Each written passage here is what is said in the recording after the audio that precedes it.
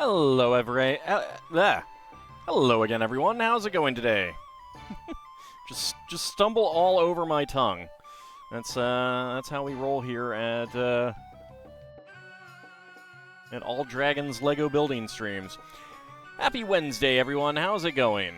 So, it is Halloween week, so I figured I'd build some more spooky sets, and what's more appropriate than Addams Family Wednesday sets on Wednesday? So we've got two sets to build. They both have about the same number of pieces.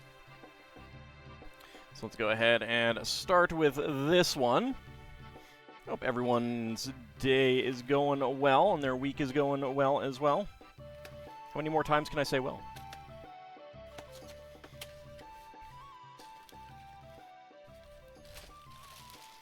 Alright, let's go ahead and dump that out. So there is a bag number 3. There's some stickers that I am definitely not putting on.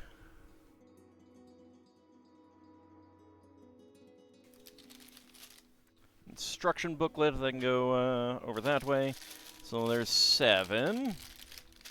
There's 1. There's 6. 2. 5. 4. 3. And 2. Put these to the side. Well, let's go ahead and dive right in.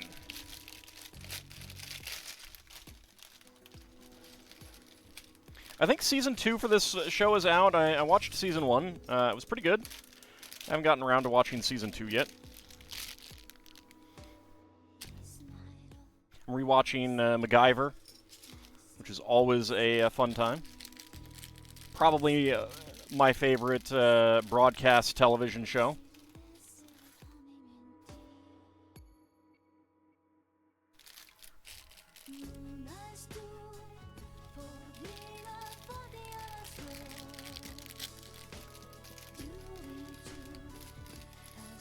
Alright, there we go.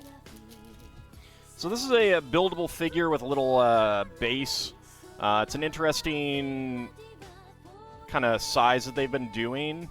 I think some of the Wicked sets are also done this way.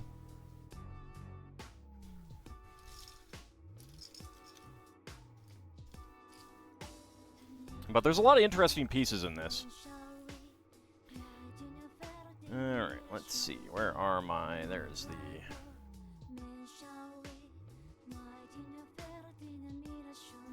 A miniature figure, but not a minifig. And correct. Correct.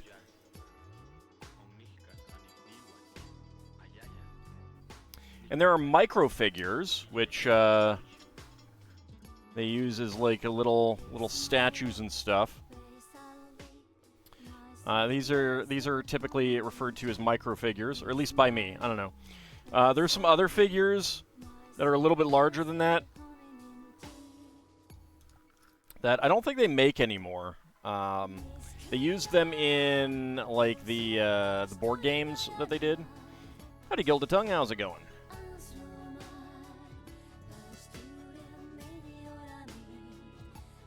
And let's see. Then of course there's stuff like the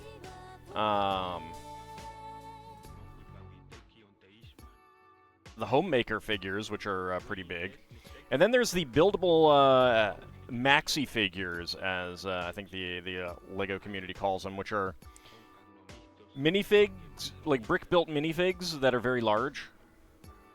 I would like to have gotten. I would have liked to have gotten the pirate, Captain Redbeard that they did, but that was a Lego House exclusive, and I haven't really been that interested in the other ones. It's starting to snow? Well, send it to me. I want it.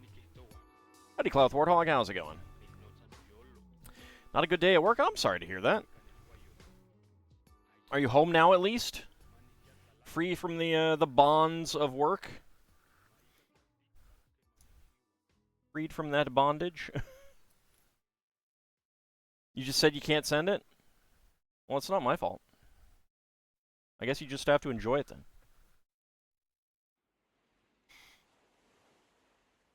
So, I enjoy the Technic figs. I like the Technic figs.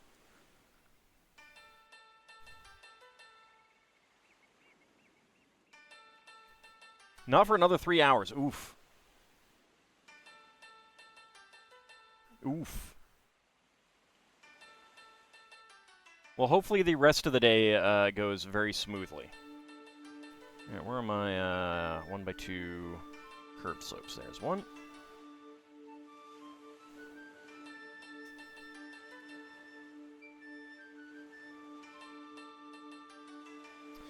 Well, so tomorrow I'm not actually going to try to sell them per se. I'm going to more like get a feel for how they handle it. Because as it is, like I've got those binders that I showed off last stream, and I did take pictures of most of them, so I can send those to you, Bahamut. And if there's any cards that you want that are not like the super valuable ones that I would want to actually make money off of, you're welcome to them. Like if you want any, like basically if you want any common cards that are less than $1. Yeah, I'll just send them to you.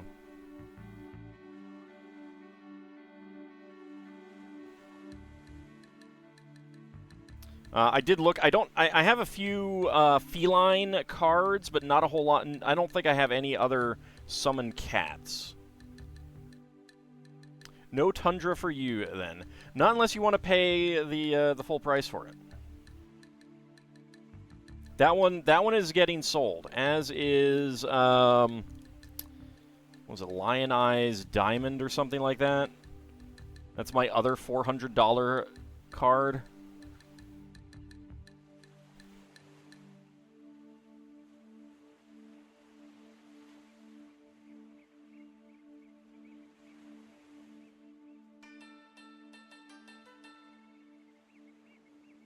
Whoopsie. Need gray 1x1 cylinder plates here.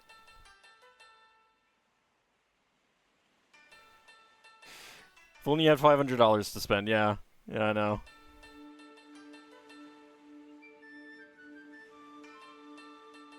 I mean, they've also just been sitting there. If you think that it's something that you can get together, I don't mind holding on to it for a while.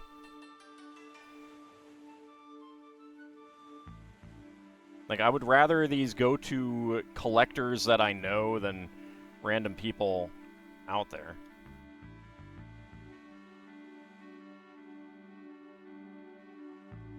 Most of the people that I knew with big collections back then had at least, you know, like had one of those cards.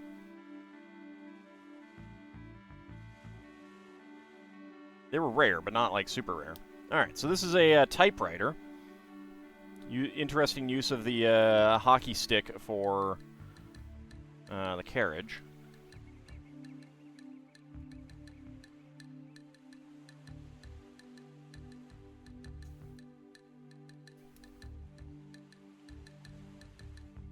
And then we get a thing there, right on there. All right, a sticker would go on there as well, but of course, we all know what's going to happen with those stickers.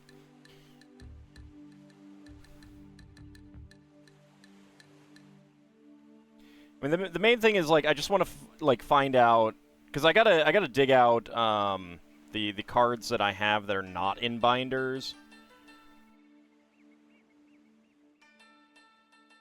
I want to figure out, like, because it's possible that some of those cards that are worth like $5, $10, $15, I may have multiples of. Like, I only have one Shivan Dragon in my thing, and I know I have at least one Shivan from each set that I got. So I should have at least 3.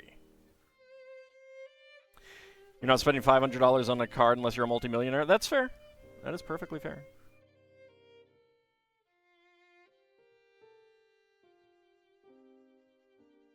But that's why, like, if you want any of the cards that are just interesting, that are just going to be, like, sold in a bulk, if you want any of them, I'm not going to charge you for that.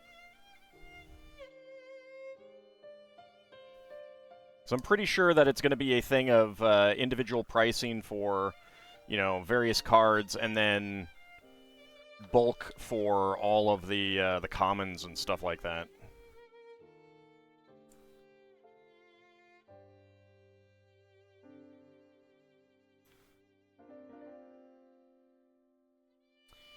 You have no idea what happened to your old Magic cards, but you do not think moldy cards in Brazilian Portuguese would sell for much anyway?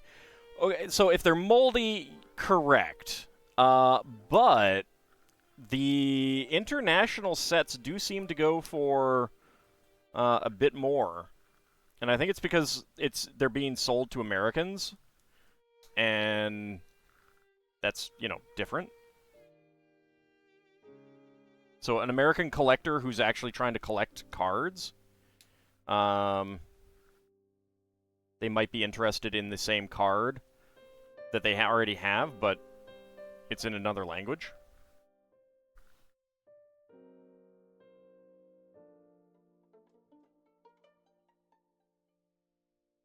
Especially if they have different artwork, like the Japanese cards seem to all have, I guess.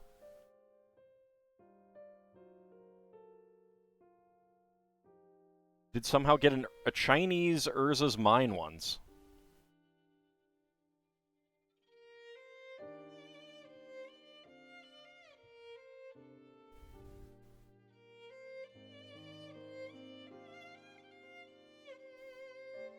Same artwork? Fair enough.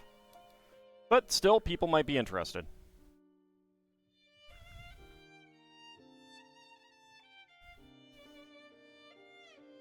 Collector's gonna collect.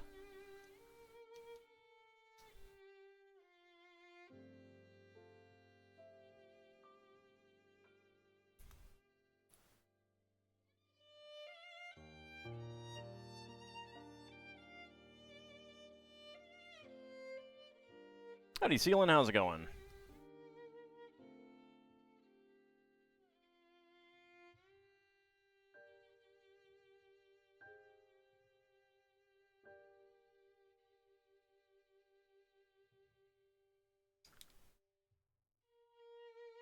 I mean, part of it for me is just getting rid of the cards. So they're no longer in the house. They're out. Not taking up space anymore. That kind of thing. Still doing battle with your sinuses? Should probably get some better weapons in. Have you considered enchanting your nasal spray?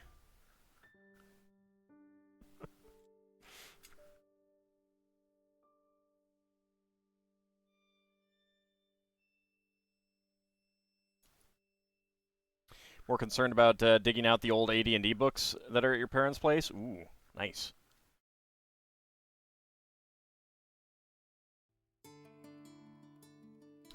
At least wanted to pop in and say hello. Well, thank you. I appreciate that. Get in on the watch streak.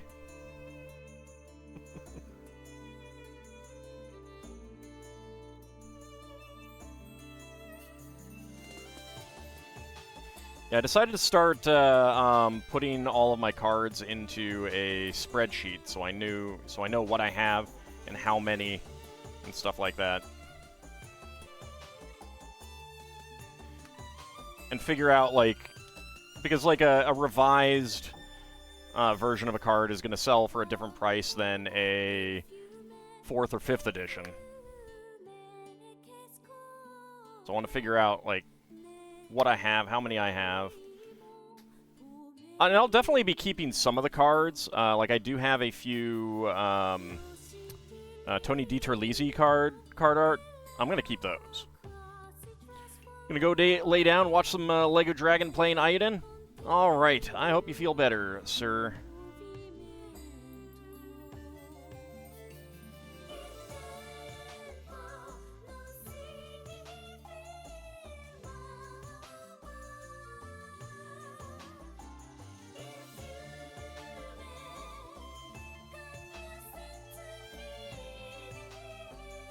Let's get that slope cutout in there.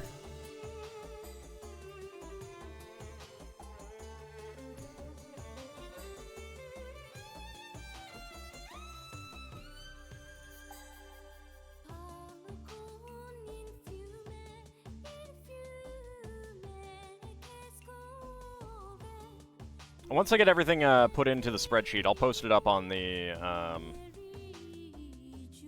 Discord as well.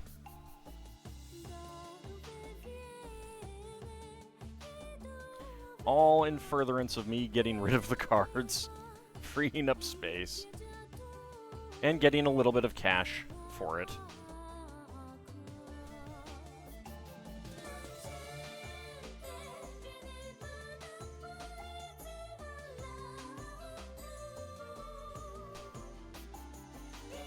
Post that on the Discord, and I'll try to take a look at that after the stream. Not a rogue AI.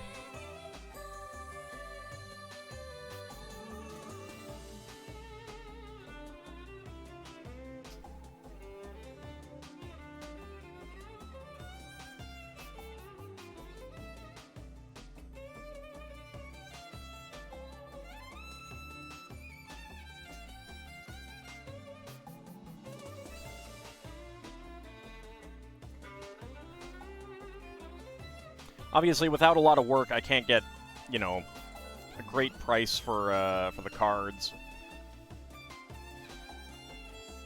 That's not, like, and I don't want to put in the work. Someone on another Discord said that they had a lot of problems selling on eBay where people would keep claiming that they were sent, you know, cards that didn't match the description, basically as a scam, so I don't know if I'd want to go the eBay route.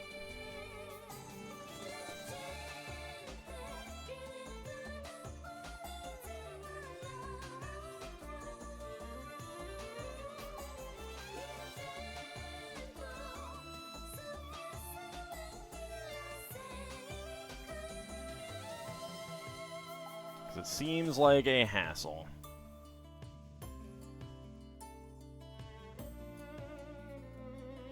Yeah, and I don't know of too many other stores in the one that that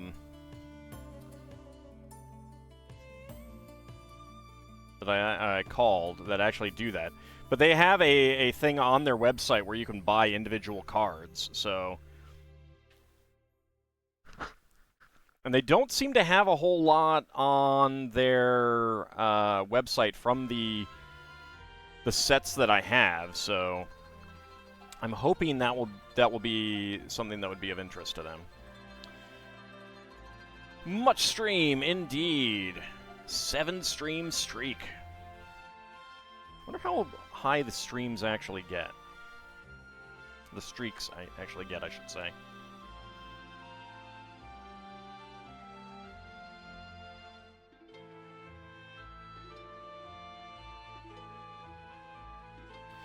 Oh, no, I mean, I'm sure there's going to be stuff, but the thing that I worry about is that they're going to be like, yeah, we just want your rares and stuff. We don't want to actually buy the rest.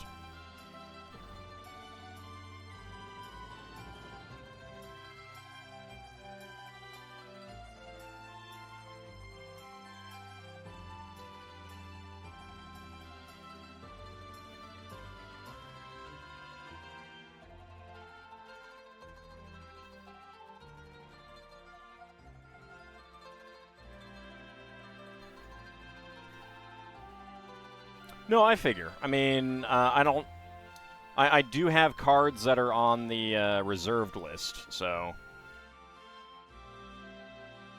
they're not going to be reprinted.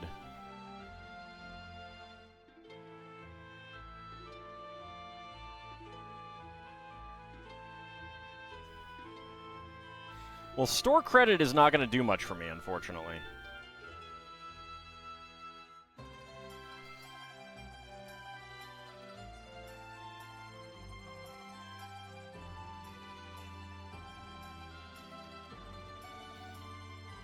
Unless they have old D&D products, and I don't want to pay for that.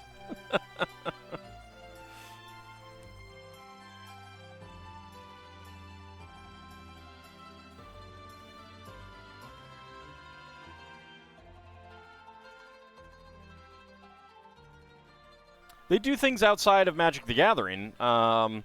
They were primarily an RPG store, and they still are, but I think that they are basically a trading card game store these days.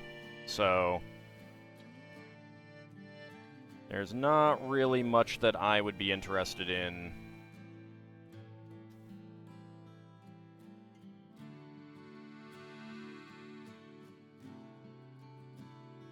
Kind of wish Ald would find like a Black Lotus or other Power 9 just to see his reaction. Well, I knew I didn't have any of those. I honestly figured that I wouldn't have any cards worth more than $20. So the fact that I have a couple that are worth more, I have more than a couple, I have a few.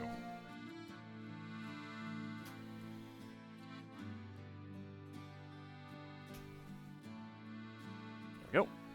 Spare parts, 1x1 cylinder plate in gray, 1x1 cylinder plate with hollow stud in black. Ald's Real Passion Euro Soccer trading cards.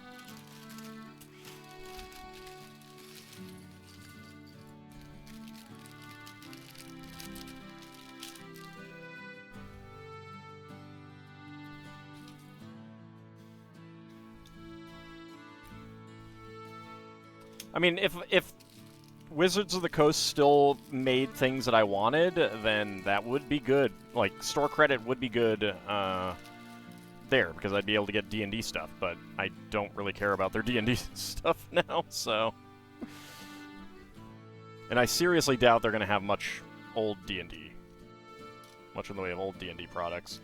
Certainly not at prices that I'd be willing to pay.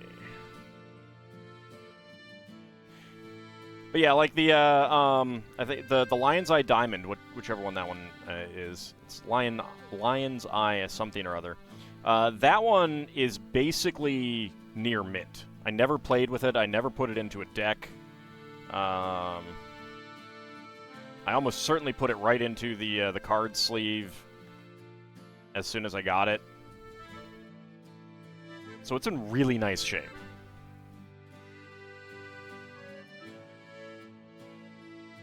Howdy, Snow Dragon. Snow to Dragon, how's it going?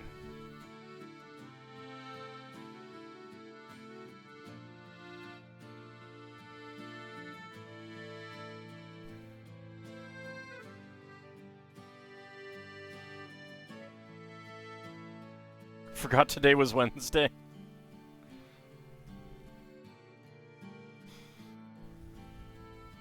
That's okay. Wednesday forgives you.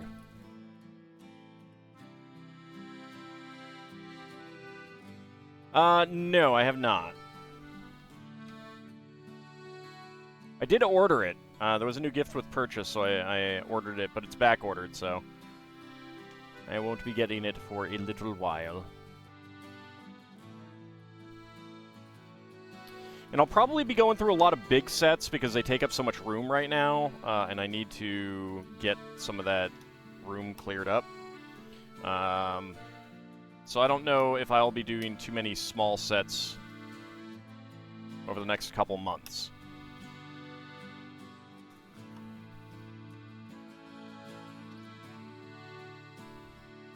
Next week we will be doing the Italian Riviera. That is the set that I want to do next. As an aside, CK2 yesterday was interesting. Oh, what happened? Did you get completely murdered?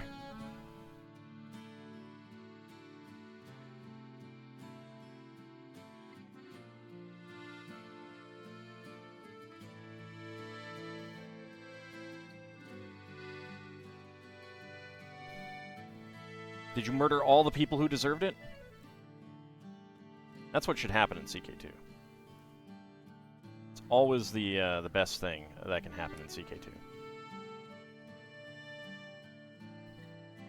Especially when they're filthy old Tengri. Oops. On to that. 1x2 a plate with clip right there. Character converted to Slavic, then had a change of heart and converted back to Cathar, and Hispania is defending against a Shia jihad.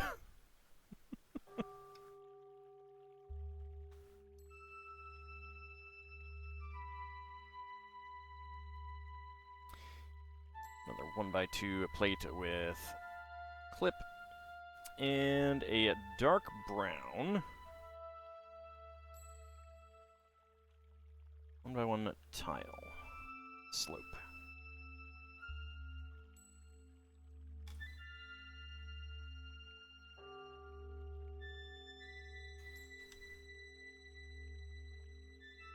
You really hope they make a Kingdom Hearts set? Probably not, because that would require a license with Square Enix. Now, a license with Square Enix is certainly possible, considering all the other licenses they've been doing.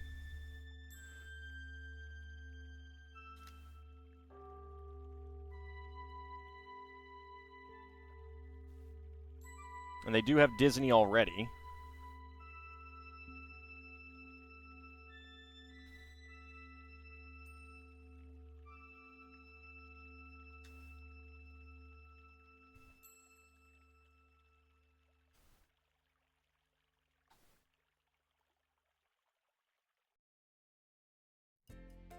One of my issues, though, with them having all the licenses that they do is that we don't... It feels like we don't really get a full,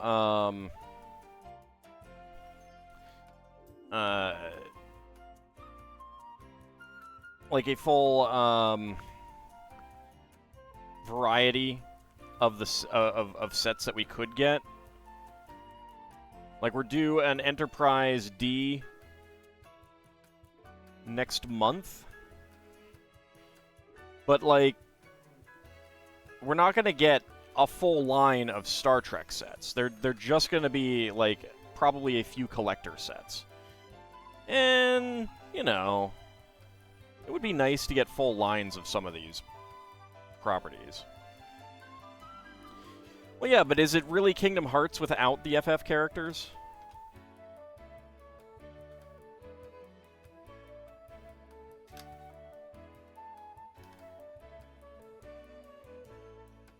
Square Enix definitely does a lot of merchandising for it.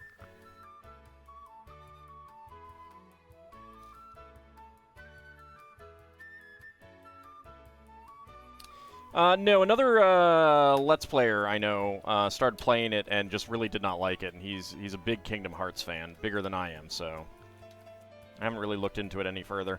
I never got very far in Kingdom Hearts 2. I didn't like the way it controlled when I played it when it first came out. I may go back to it as an LP at some point. I do need to get to Kingdom Hearts 1. I want to play that one.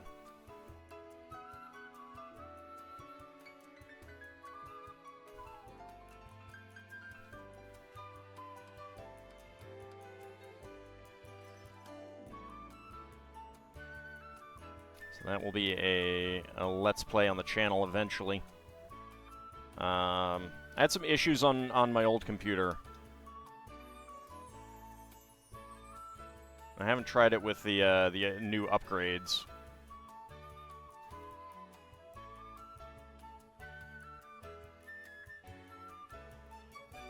Carson Enterprise set out of present magic cards. I hope that's all Moxes, too. Well, maybe that's why my friend didn't like it. I don't know.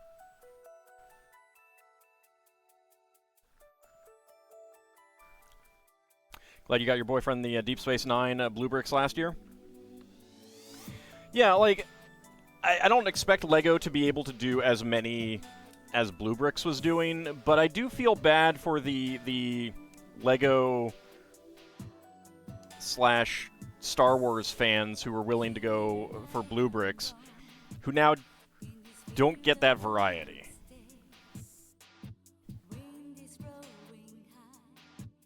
But I am looking forward to the set as well.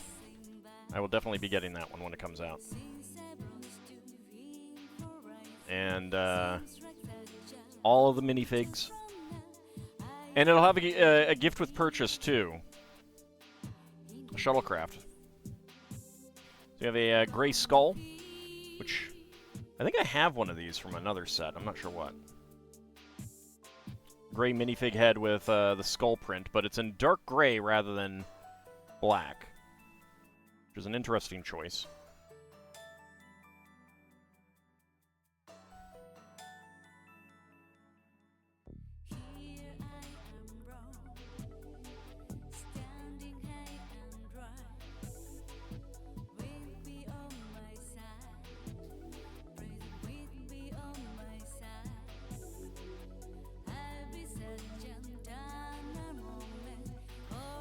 If the Enterprise D does well, I will be curious to see if they make more.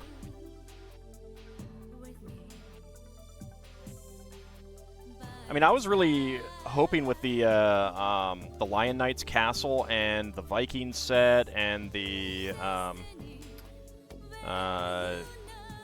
medieval marketplace. I was talking to this is the guy who started LPing Kingdom Hearts 3. I was talking to him just the other day. I was really hoping that they would have like this prestige castle set every year. You know, $200 to $300, give or take, 150 to 250, somewhere in there, of various stuff. And the fact that they haven't announced one yet, and I haven't seen any leaks about it, definitely makes it unlikely that we are going to get anything like that. And it's a real shame. Because Castle fans aren't getting a whole lot right now. I mean, we got basically the best Lego set Lego has ever produced, admittedly. So maybe I shouldn't complain too much. We got our goats back. But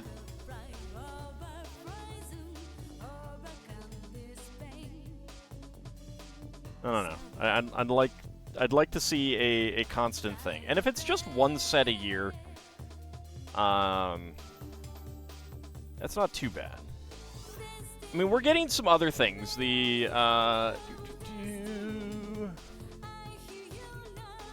it's not a prestige set, but this is pretty good. I have this. The Creator 3-in-1 Medieval Horse Castle, which has some great minifigs in it and stuff. That will probably come after the Italian Riviera, because I really want to build that one. Huh. I just realized that box is done a little bit differently. Also, another set that is going to be coming sooner rather than later, which is good for Castle fans. Sort of good.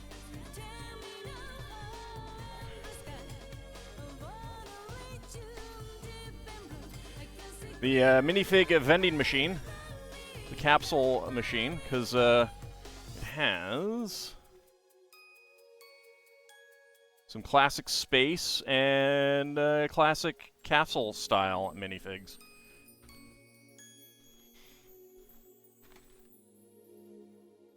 There we go. Put those away.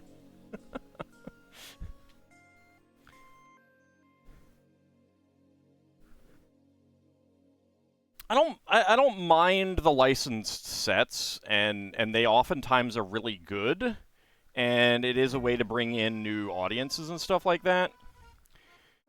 I just don't want the licensed sets to cost us unlicensed sets.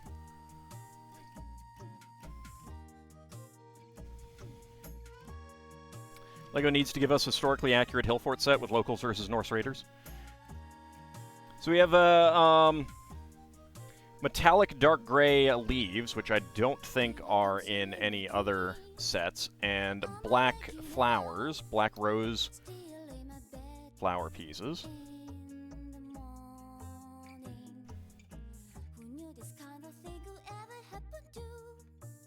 So these are some of the pieces that I wanted out of this set.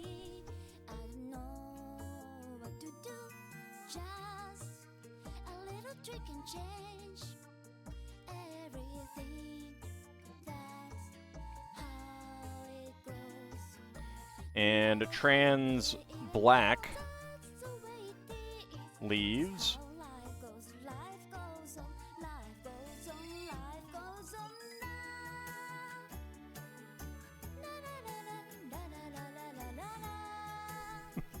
Has a sudden urge to start rolling stuff up in the ball.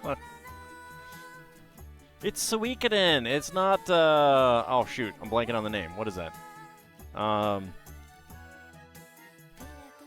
Katamari. That's it.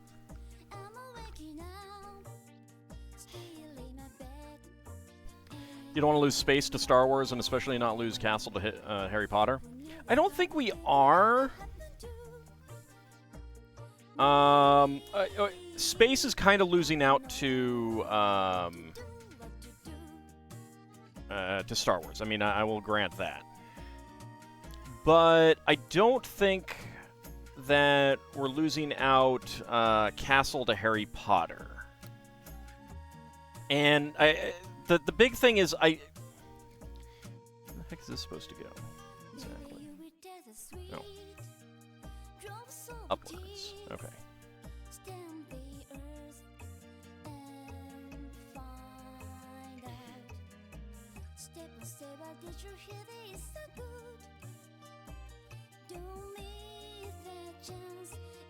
The problem is that those licensed sets are aimed at kids, and I don't think kids would be as interested in Castle and Classic Space as they would be the licensed stuff. And that's the problem.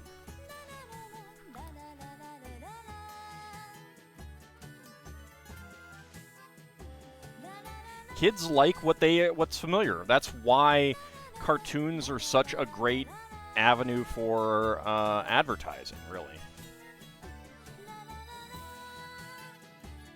So the big thing is that there needs to be an adult market for it. All right, brown, a 1x1 plate. Dark brown, a 1x1 tile. Gray, a 1x1 quarter cylinder tile. Beige 1x1 cylinder plate with hollow stud. Dark blue angle bar with connector with stud. And a trans orange candle flame. So also, the fact that Harry Potter and Star Wars also sell to adults, that is also the problem.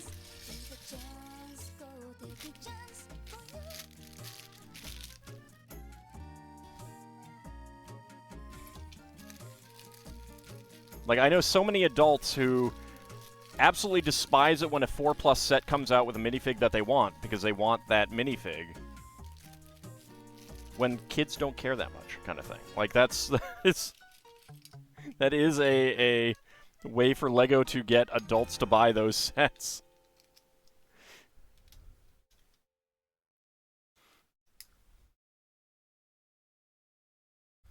All the adults have to do is just not buy those sets. Surprised people aren't sick of adult market, considering how AFOLs are, stereotypically at least, and how much shelf space licensed themes take up. I mean,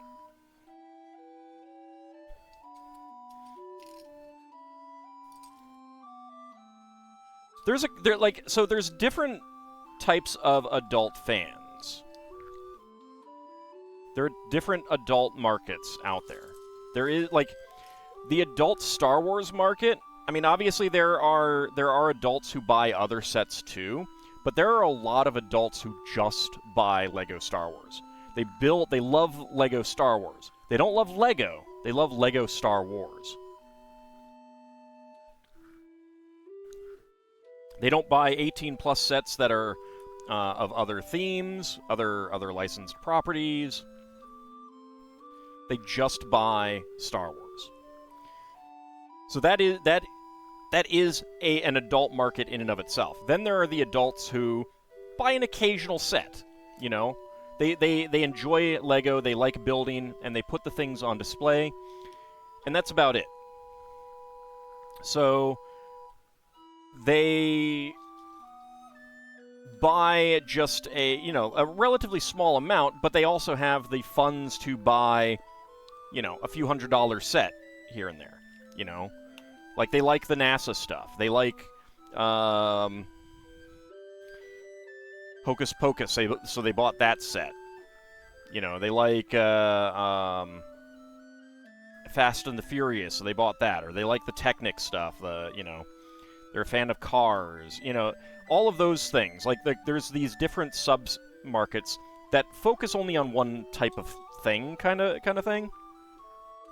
And then there are the adults like me, who buy everything.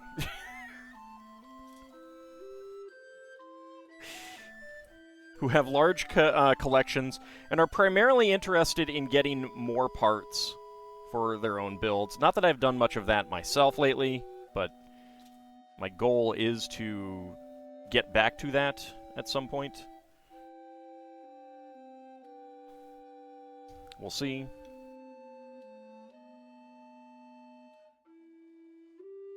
We shall see.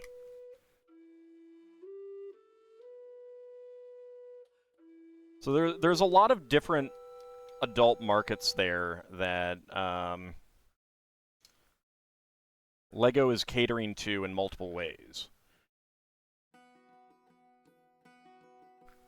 Like my mother. My mother is over 70 years old, and she has purchased, for the very first time in her life over the past couple of years, LEGO for herself. Not for me, not for her grandkids, not for the kids of other people, but for herself. And those are the botanical sets.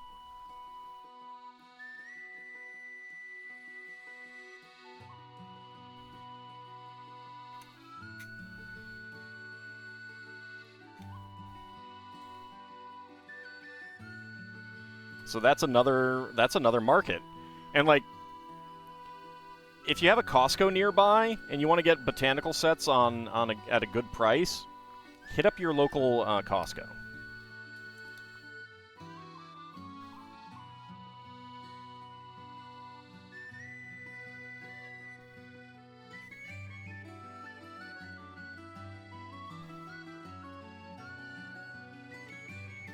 Do I need to make 2 of these? I just suddenly realized. Yes, I'm supposed to be making 2 of these. Poop. Alright. I was like looking at some parts and I'm like, I'm seeing exactly double what I have already used. I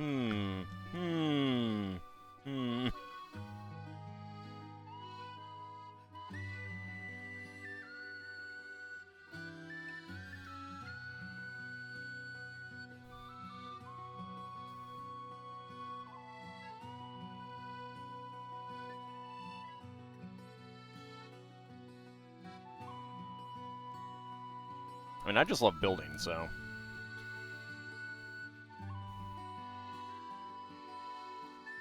Perhaps one day we will have a garden that rivals James May's Garden of Clay.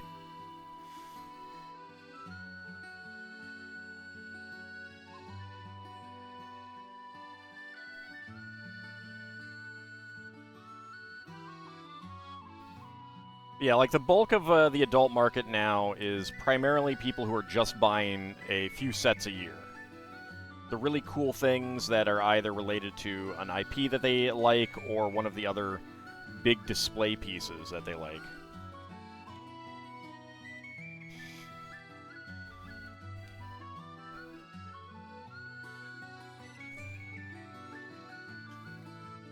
Oopsie.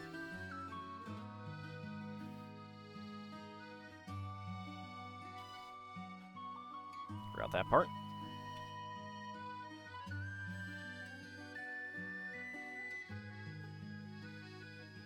I mean, at least LEGO is acknowledging the adult market now. They used to not.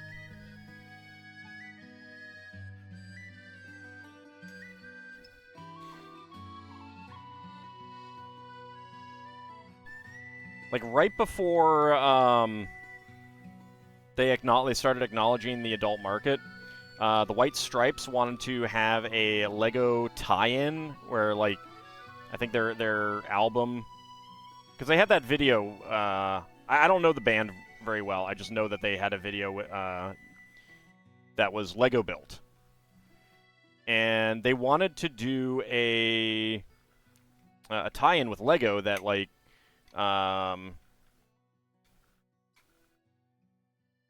included, like, minifigs of the band members or something like that. Like, they were open to what it would be.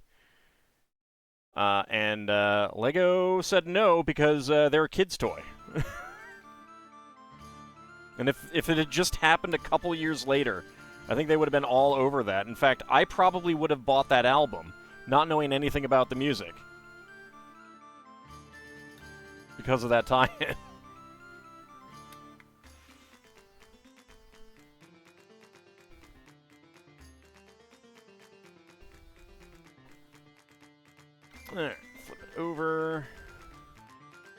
boat studs.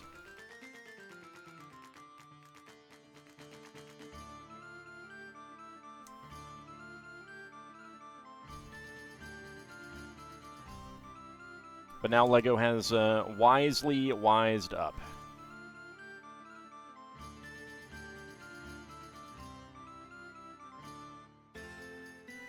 And of course, now one of the big complaints with LEGO is that they're marketing so heavily towards adults that there are so many very expensive sets.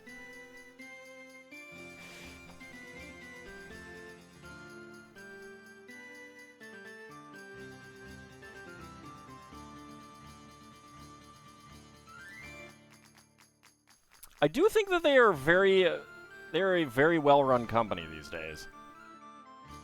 They've really, really got things well in hand. Knowing their market, knowing how much to produce, that kind of thing.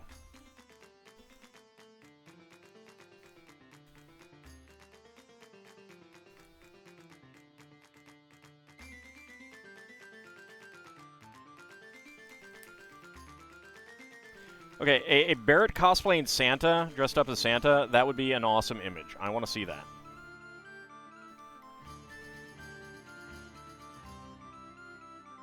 Estimate seems to be $400. Hold on. I can get you the actual price.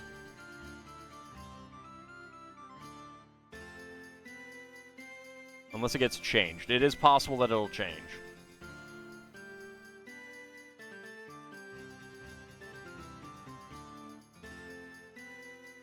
Once my Discord loads up.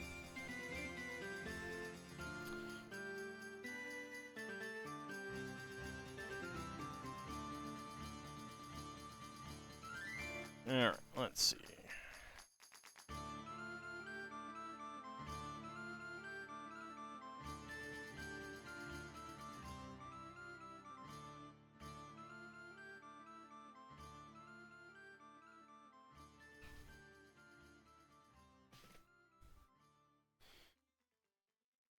So the set should be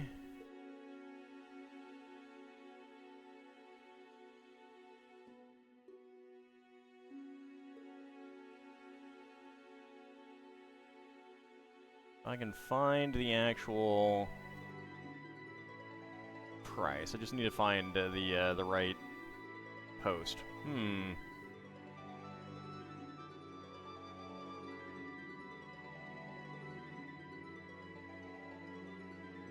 I am not actually seeing that.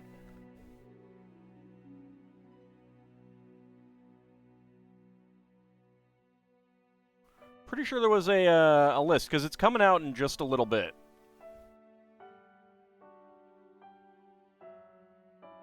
Yeah, sorry. Can't find the price right now.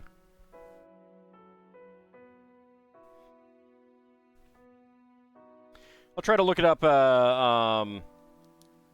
after the stream, and I'll try to get that to you. It's not cheap. It's definitely not cheap. It is going to be a big set.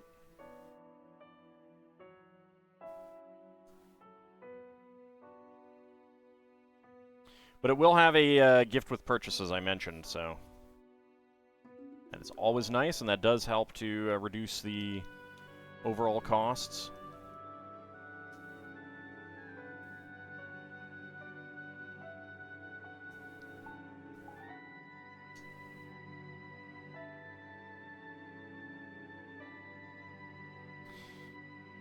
Yeah, I don't think they'll do any Star Trek aimed at kids type sets, unfortunately. A Star Trek collectible minifig set would be really awesome, though.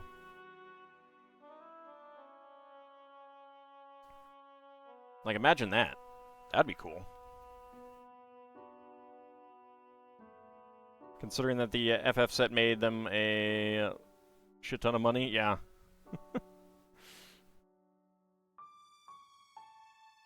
Yeah, I knew so many people buying cards from that set who didn't normally buy Magic. That's the power of licensing. That is the power of licensing.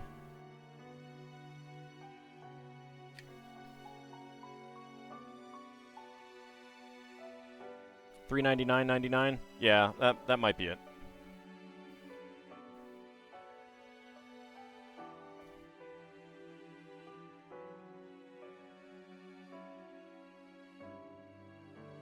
Let's go to snooze these ads.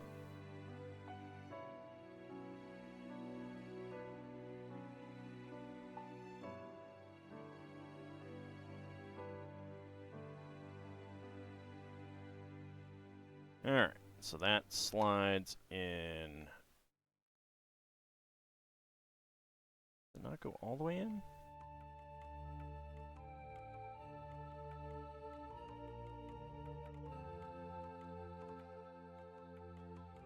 Should go in some more.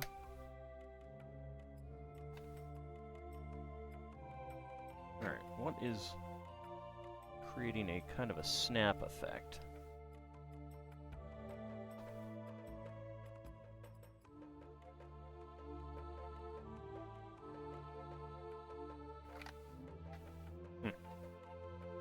Not sure what's creating kind of a snap effect there.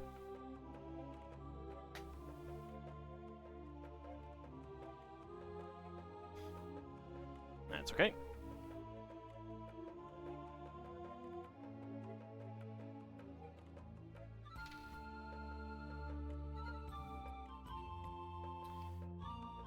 Alright, and there's an N decorated element there.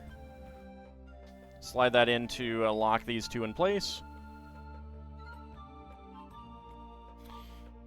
Alright, dark gray 1x1 quarter cylinder tile there.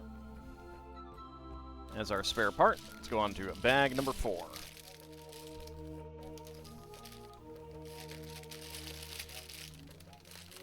You probably would, yeah. It's not uncommon. It's really difficult to control what happens to your stuff after you pass. And of course, once copyright runs out on it,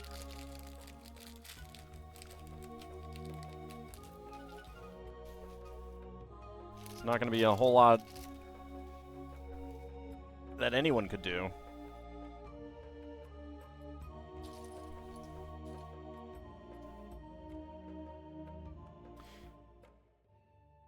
Not that I have any idea on when the copyright will actually run out for some of those. And of course, the LEGO license for the Tolkien properties are all the movies. Like, it is specifically a movie license as opposed to a book license, so. Lord of the Rings horror movies once copyright runs out.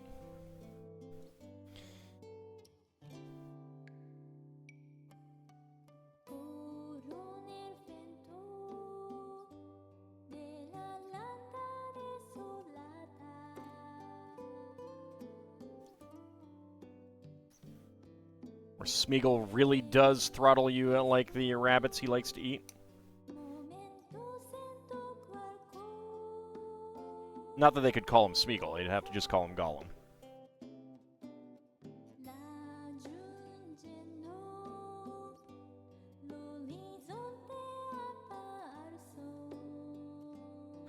Thinking more of the Magic the Gathering cards when you said that, but LEGO and all the video games too. When did he pass away?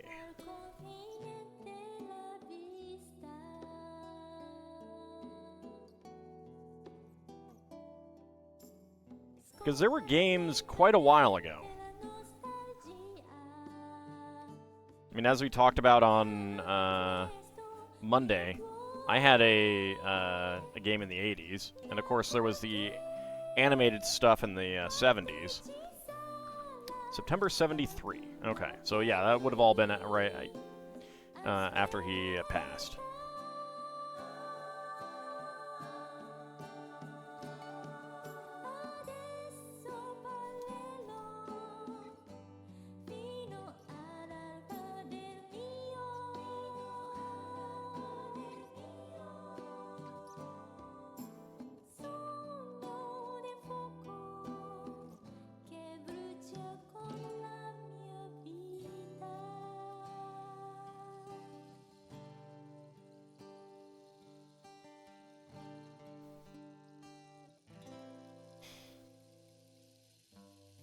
2044, give or take 6 years. So, like, The Hobbit will go first.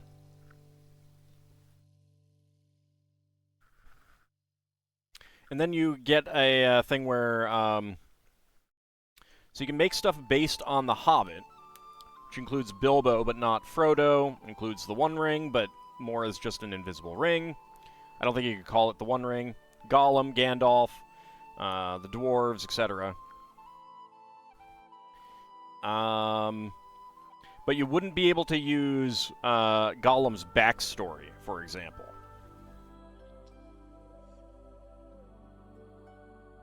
Because, like, the estate of Arthur Conan Doyle sued the makers of Enola Holmes for copyright infringement, even though almost everything Holmes related was already public domain.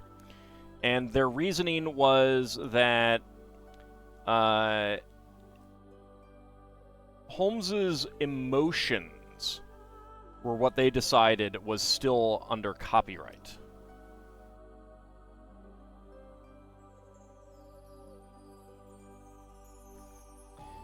Some talking copyright is weird because his son did maps and later printings. Yeah, but that wouldn't be the text. If there were revisions to the releases, then that text could be still under copyright.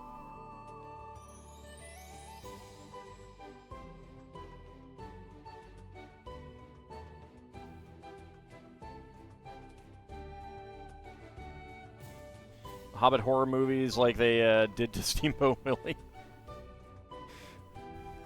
Oh, you mean all bad? It was also Winnie the Pooh, don't forget.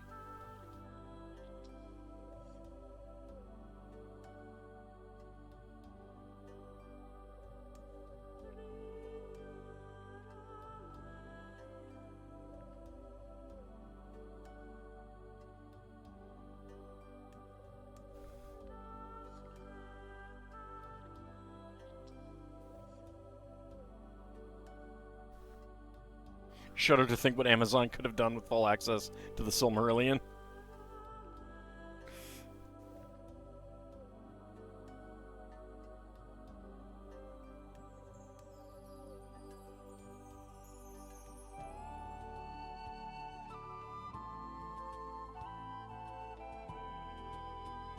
And we have a Black Birdie, which...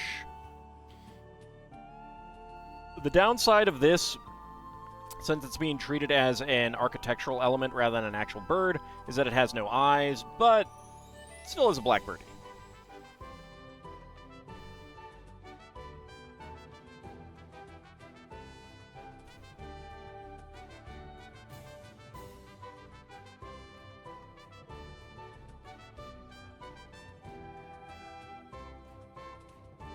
Yeah, and even, like... The Fellowship of the Ring will go out of copyright before the Two Towers, which will go out before the Return of the King. So, like, it's all staggered stuff. So,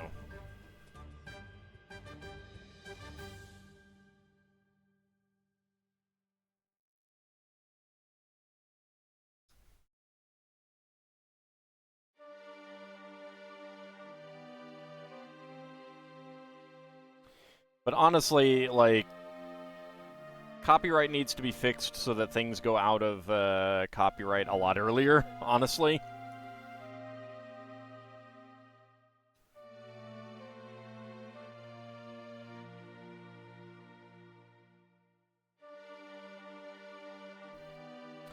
Yeah, but post, like, other people did, Cthulhu Mythos stuff, and also people could copyright their own elements of it.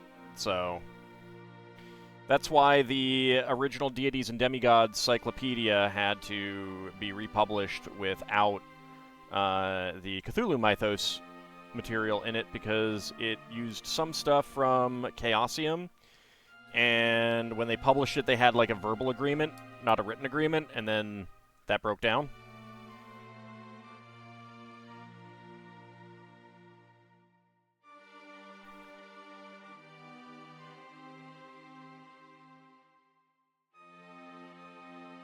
Hence why there's so many fanfic things and pastiches and references. Like,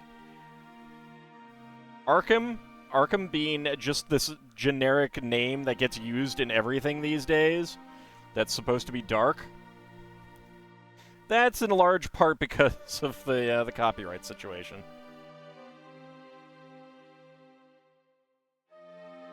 TSR did a Conan game without permission. Yeah. Well, they did do a Conan game. I didn't know that it was without permission, but that all does kind of explain why those things are probably kind of hard to get these days.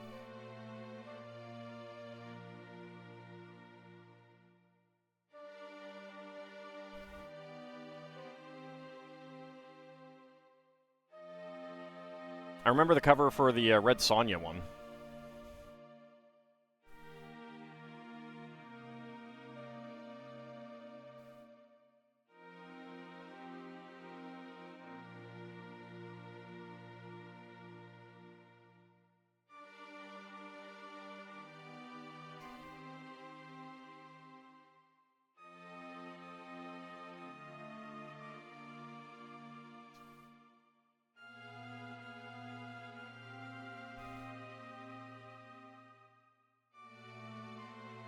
We have more black hockey sticks.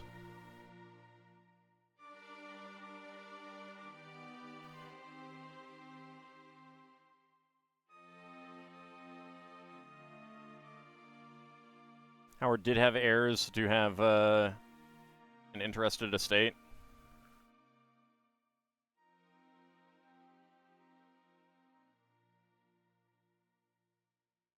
I mean, Lovecraft could have left his estate to someone in particular, too. I mean,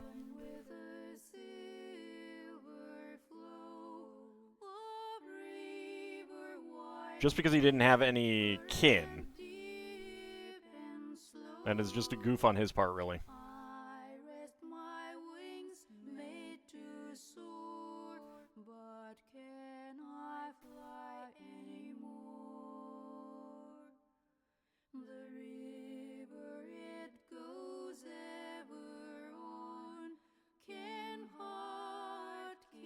You got a new winter coat? I'm surprised you didn't have to get one earlier, considering when winter starts up there. You know, like August or something. I'm so mean.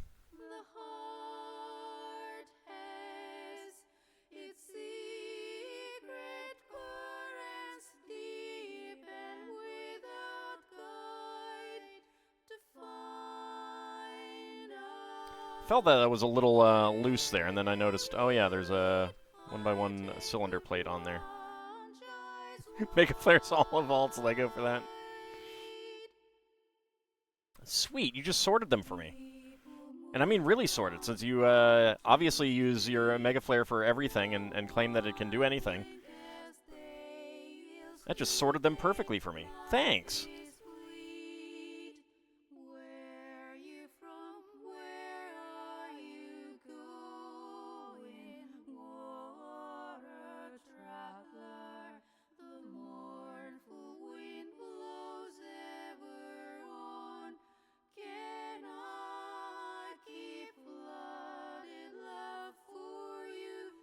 Mega Flare seems like a sus OP ability. It does, really. Charred massive plastic sorting. No, he gets it to do other things that clearly it wouldn't be able to do if it were actually a blast of nuclear fire. It's kind of a nice little gateway up there, like lattice thingy up there. Mega Flare solves all problems, but not issues.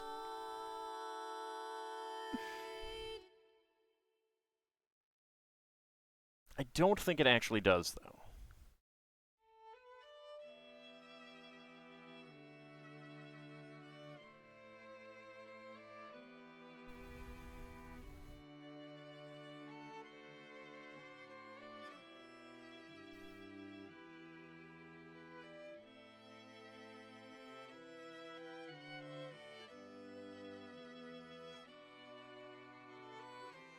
Your old coat was barely keeping the winter cold out.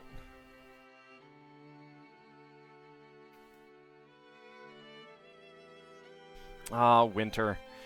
We're still months and months away from winter.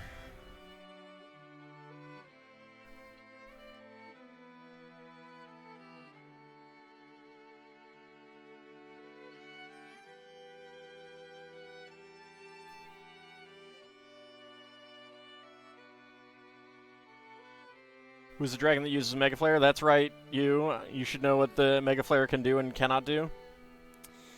I don't know. Seems pretty cheaty to me.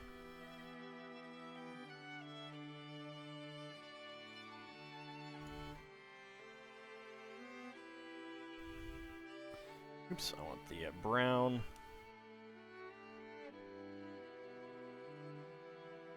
Okay, we do have an ad break running now.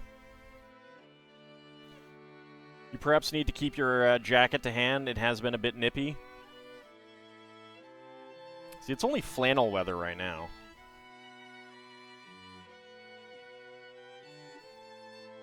My computer is saying that it's 53 degrees out right now.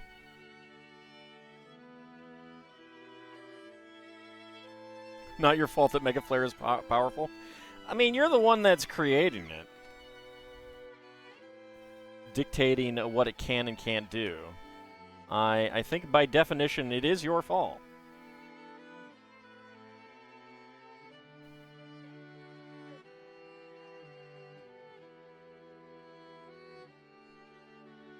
You're not a lumberjack.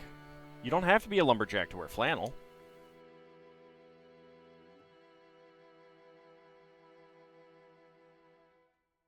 Helps to still be stuck in the 90s.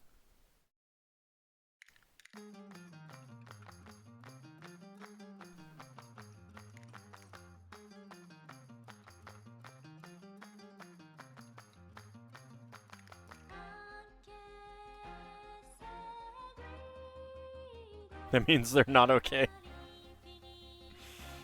That's true. That's true. He definitely doesn't like to skip and jump.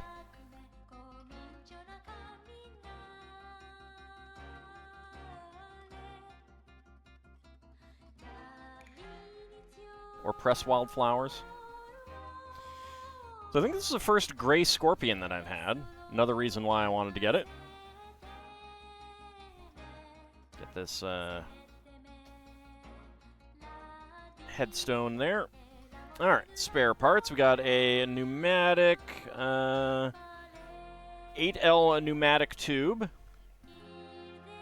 black harpoon, black pneumatic tea, black hot dog, and brown 3-stem plant. Small 3-stem plant, I should say.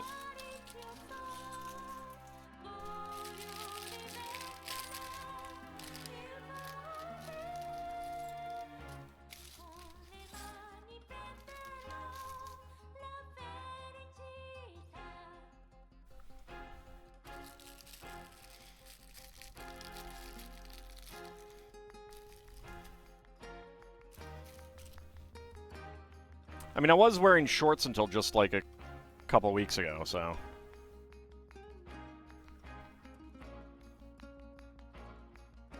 That's how the weather is around here.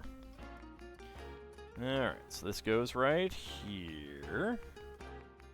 This goes right here.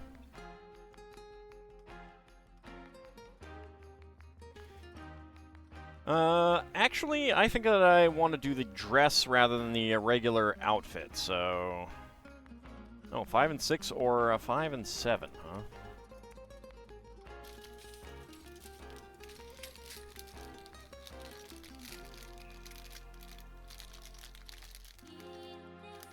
There's definitely some interesting pieces in 6, but we'll go with 7.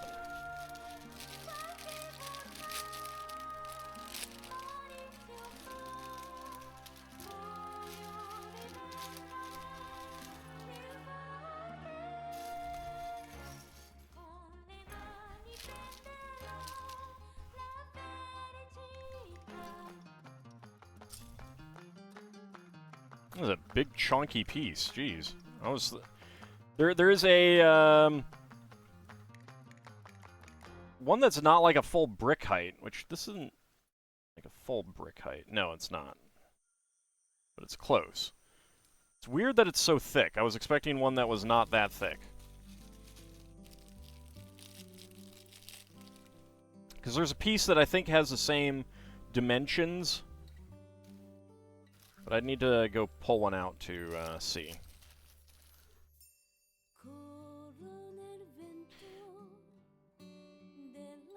I'm not actually sure if this is light nougat. Do I have any? I don't have any licensed figs close at hand to check. Alright, so 135.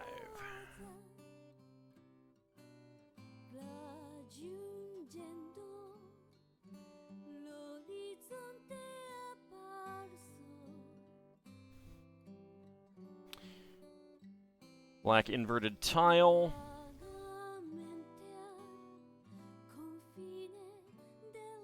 Still wearing shorts because you have no pants?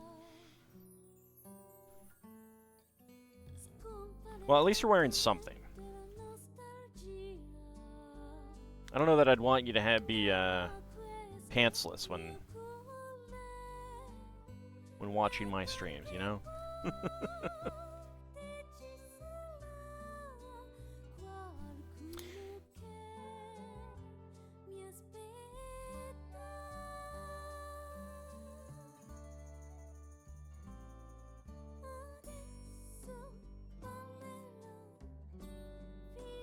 What if we all wore kilts? It'd be a little chilly in winter. Be a little chilly in winter.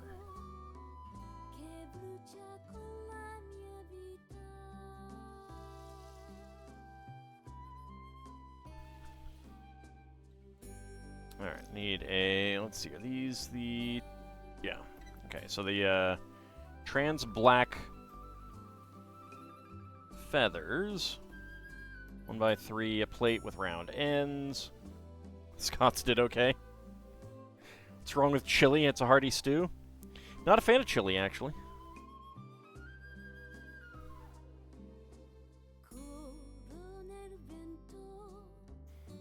It is not my thing.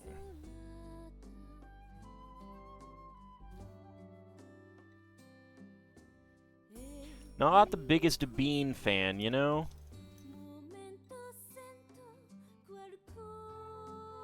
Alright, where is the 1x3 tile with 2 studs? There it is. 'Twas hiding. Ald continues to hate all good things. I like many good things. Like ham.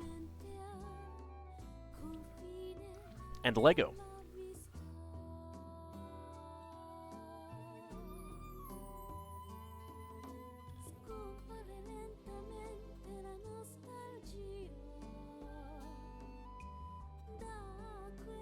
It's the unsub and unfave button. No. I mean, at least you didn't block and report me.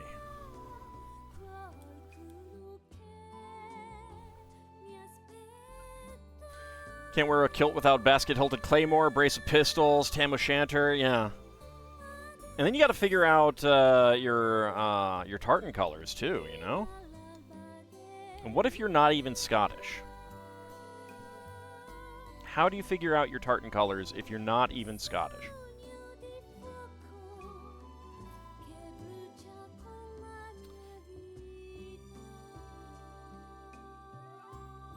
Okay, dark... oh, there it is.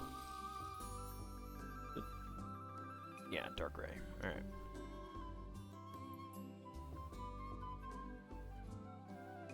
You have Scottish blood? Oh. Well, that's just cheating. That's just cheating. Actually, no, okay, so if you have Scottish blood, I'm sorry, that means I have to raid you.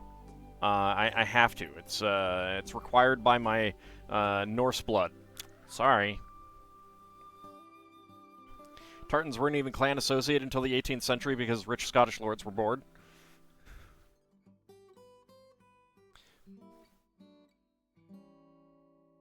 I mean, but they're still associated, so there. You have the Golden Sun battle theme stuck in your head for the past several days now. I did this. It's true. I did. I mean, I'm working really hard to get people having Fly Me to the Moon stuck in their head because of that damn town theme. Which I swear is Fly Me to the Moon.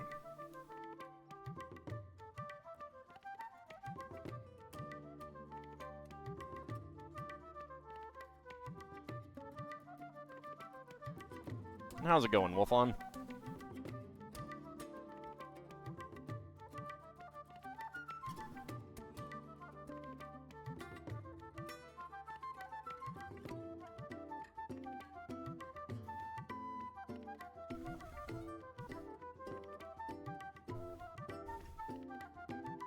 Your clan tartan is mostly blue, apparently. I have no clan tartan. Except those that I pillage are!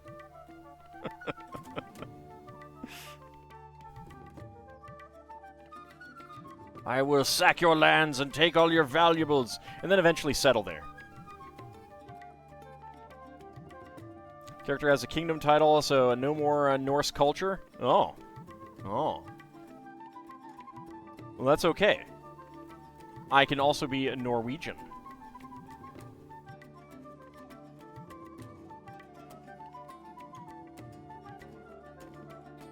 I will take back what is rightfully ours if you have stolen that from us.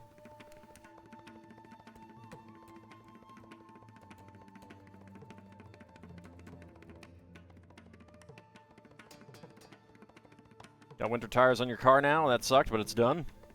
What sucks about it? Time and expense, or what? I'm glad I don't have to live somewhere where we have to get winter tires.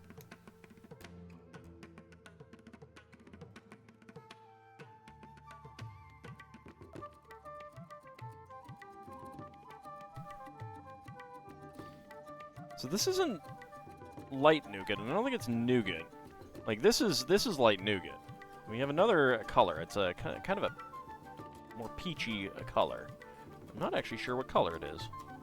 Might be nougat, but it's a big difference. That is closer to light nougat.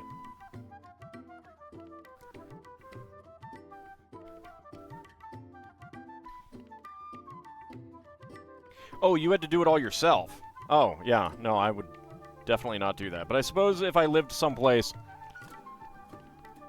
where I had to do that every year, then I might learn to. I don't do anything with my car. I got a problem with my car, I go take it into someplace. That's what I pay them for. So I don't have to deal with that kind of crap. Because I don't want to.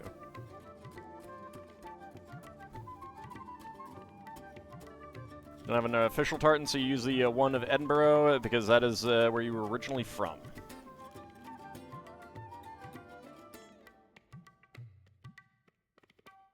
Well, that just seems like cheating.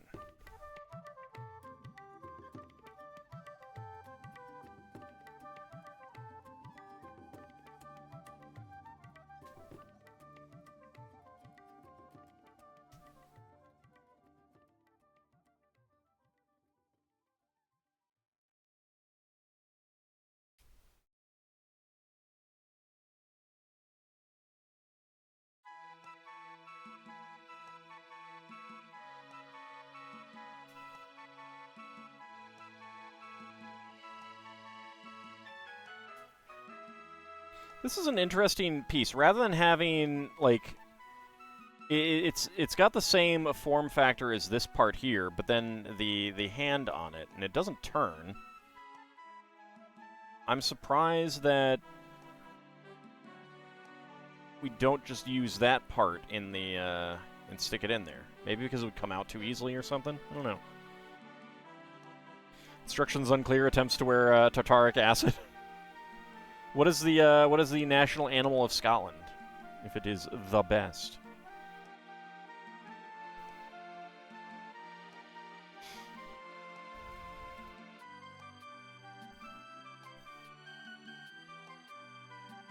The unicorn. I feel like you can't have a national animal that's not real.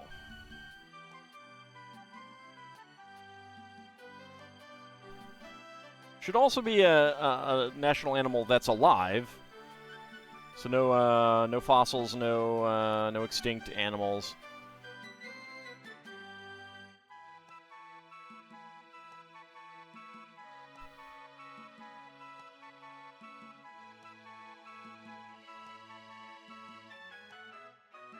And it should be native. So no lions for England. Other best. Wow. Wow. Putting us in the same category as prey? It's terrible.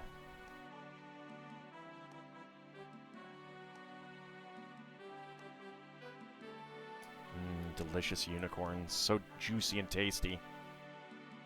All national animals should be the dragon? No, we can't reveal ourselves. Besides, that would be like saying that some nation's national animal is humans.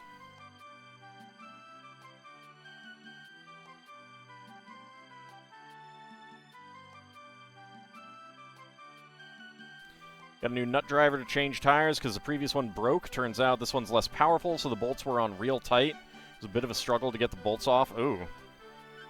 That's unfortunate. At least you succeeded.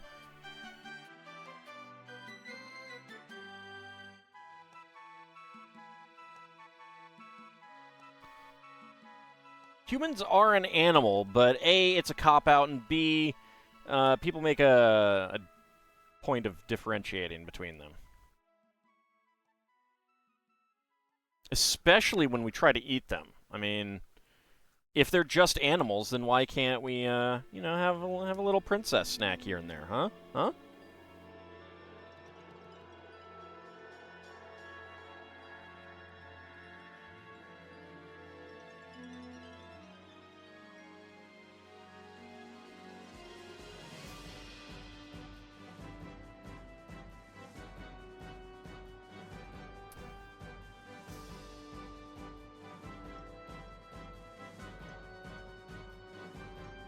Ah, dang! I'm blanking on a name. There's a name that I wanna mention.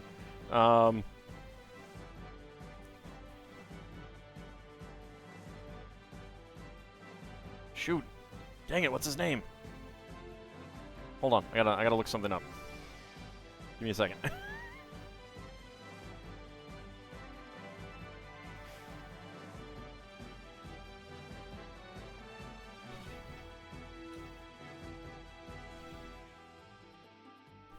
I have to look up someone's name.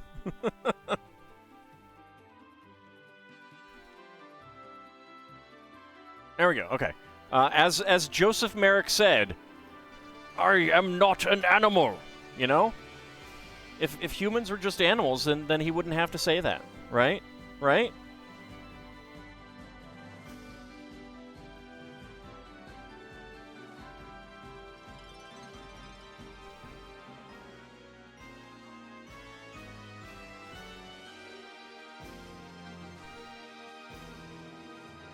Succeeded but had to improvise. The tire iron that came with your car is tiny and doesn't have enough leverage to get the tiny bolts off. Oh.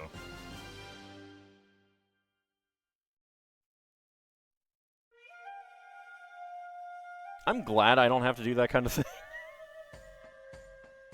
I'm very, very glad.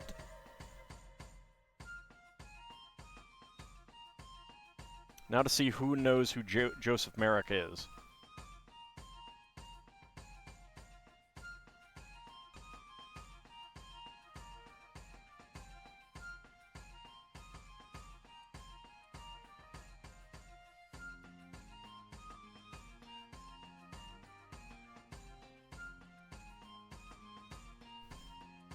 Well, film, yes, but it's a real person. He was a real person.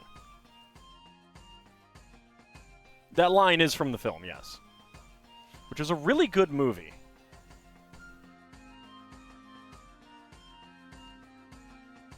If you have not seen it, you definitely should. Treat yourself.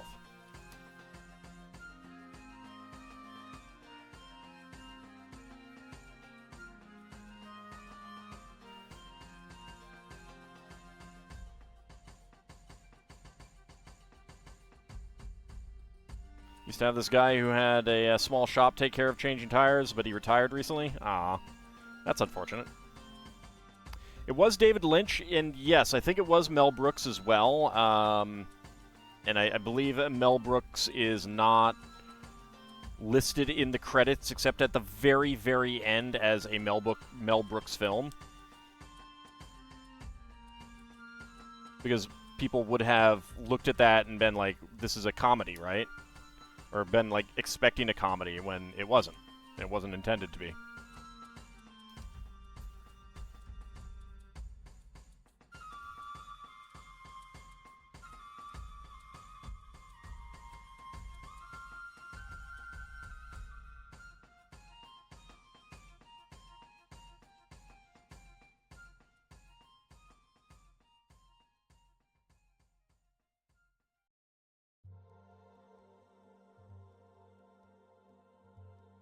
Because for some reason, people think of Mel Brooks as a comedy filmmaker. Weird, isn't it?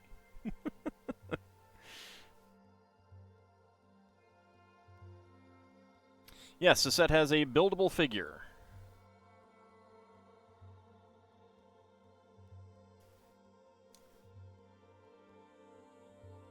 That we are currently building.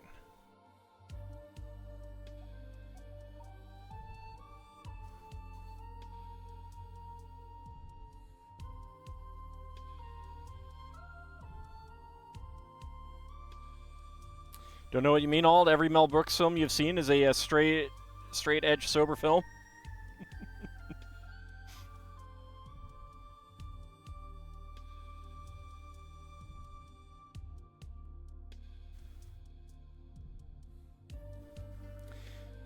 I'm definitely looking forward to seeing what we get with Spaceballs 2.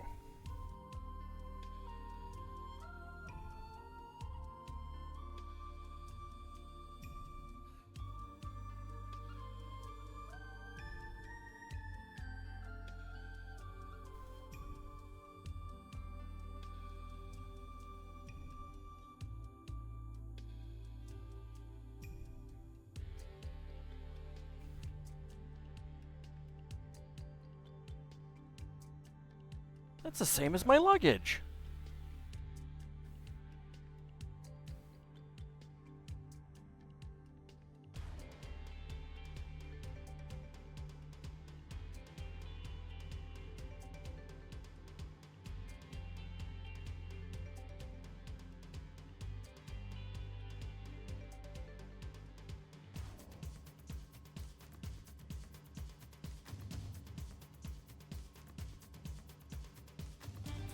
Alright, got that. Let's do the face piece. I guess they wanted like to have cheeks and chin, but they could have done that with plates and stuff, I suppose.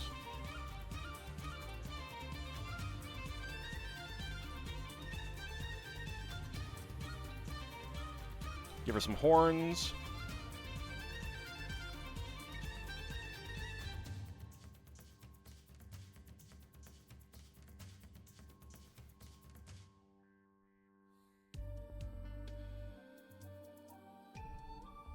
See, it's supposed to be, hair coming down the side, but you can just turn it up, and now she's got horns.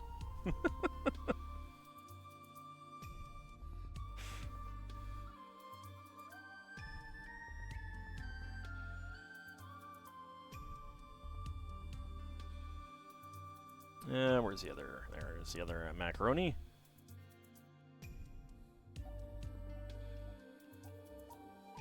Just about the only thing you remember about the first movie.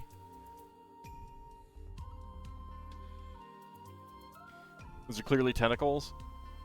I mean, Spaceballs is always worth a watch. It's very funny. And it's great that they're getting Rick Moranis back as well.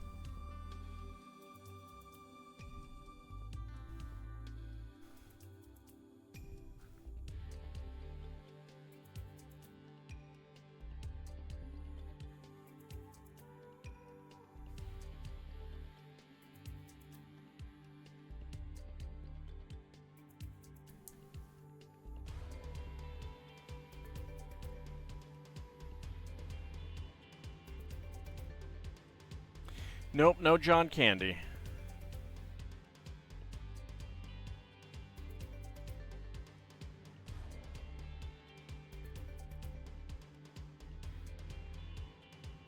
I mean, I think Blazing Saddles is still the best, but,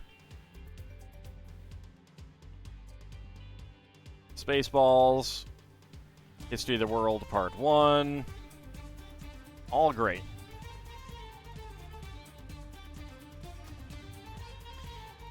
Finally started trying the root beer creamsicles yesterday, and you found you don't like the flavor.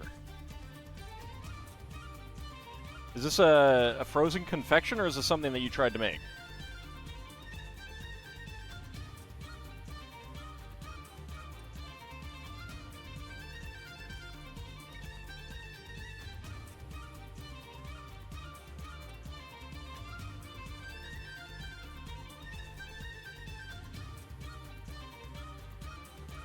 Because I haven't seen those, not a rogue AI.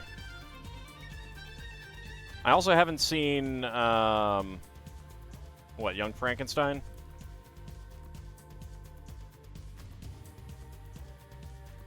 It's a frozen thing you saw at the store. Yeah, I like... Sometimes the stuff just doesn't work. I got the, A&W, Sundae soda, ice cream sundae soda, a little while ago, and we, like, no one in my family liked it who tried it, and we ended up, like, trying to give it to, like, 3 or 4 other people before finding someone who actually liked it, I think.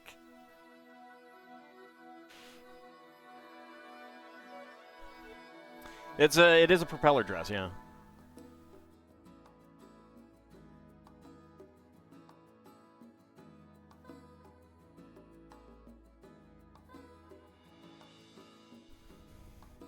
I mean, how else is she supposed to fly?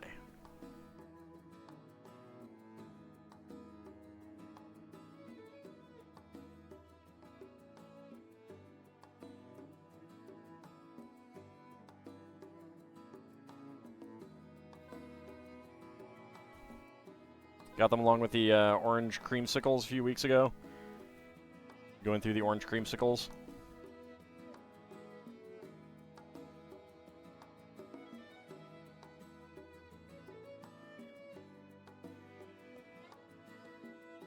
Yeah, it's unfortunate when you get a new flavor, like a new specialty flavor, and it just does not work.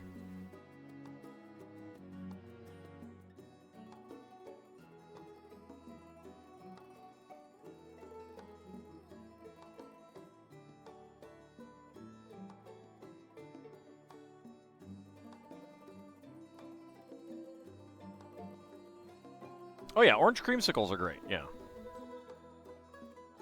That's also a pretty established flavor. I've never seen a root beer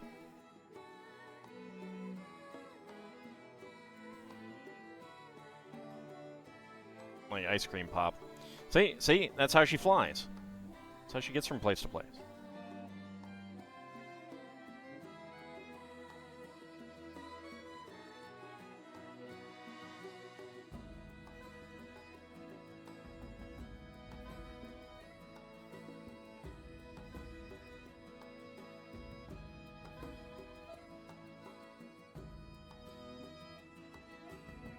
There we go.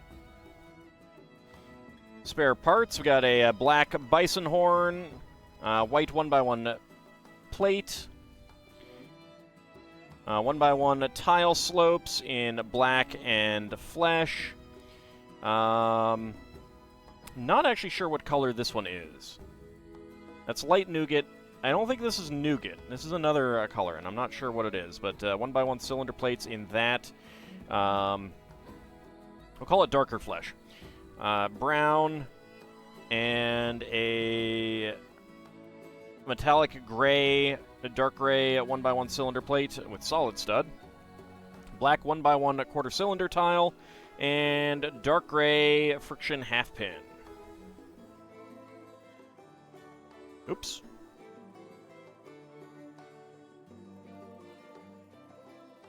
A piece decided to not go into the container and go on the floor instead.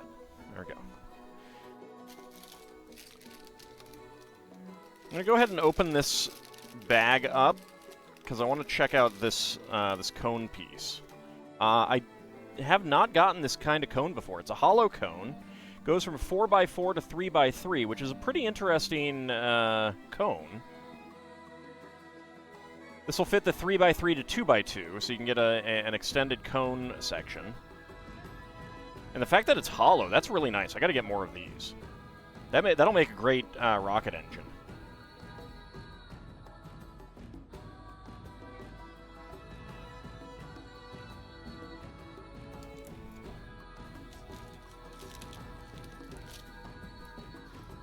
So the face print difference, she's not wearing lipstick, doesn't have eyeshadow, and she's looking straight on versus to the side with that. It's a hat for the figurine you just built.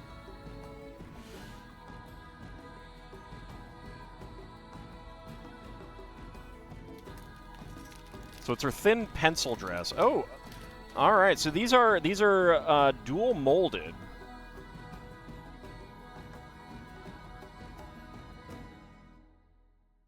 Like we have dark flesh on dark flesh here, but it's dual molded here to have black. I don't know why they just don't put these in, allow you to slide these into the thing. I wonder if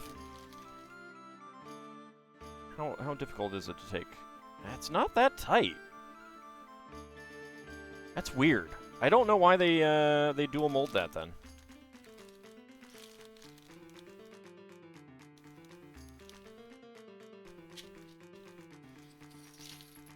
And just pour those pieces in.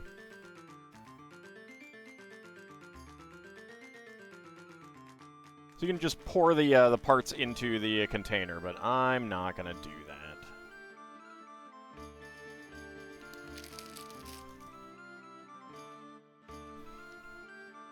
That is a very cool cone.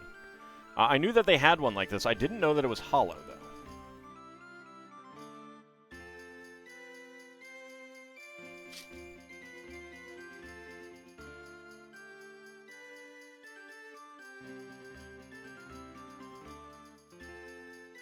Okay, I gotta find the spots there.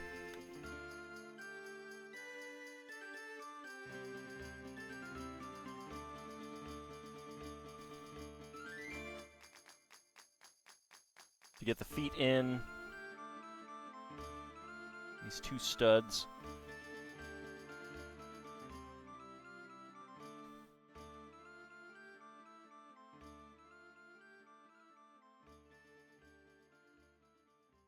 There we go.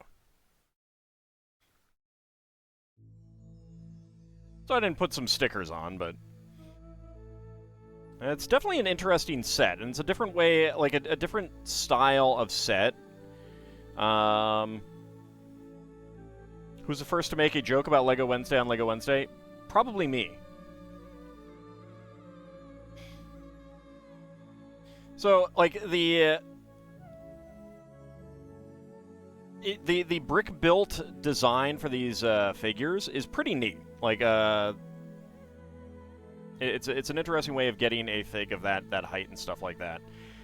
Not my kind of thing, but it's always interesting to see how they do, like, hair and stuff like that. These hand pieces are interesting. Like, I'm pretty sure it is... actually, you know what? The difference between this hand piece and that is that this can hold a stud in the hand, whereas the regular hand cannot.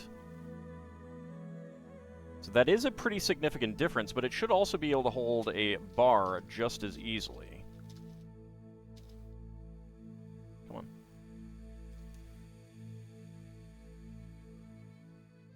Oh, wow. Okay. No, actually...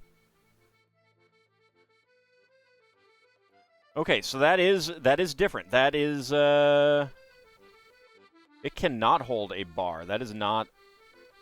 If I try to push that in, that's going to damage something. Does that hold smaller pegs?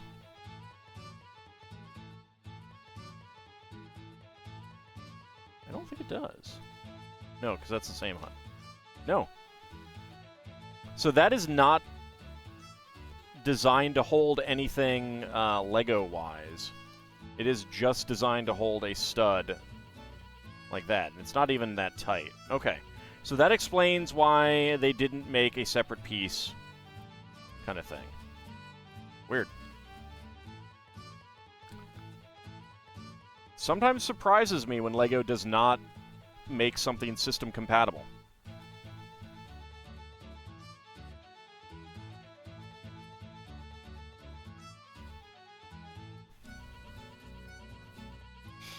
Alright, well, that is that one done. Let's go ahead and make the other one, which is standard Friends mini doll style.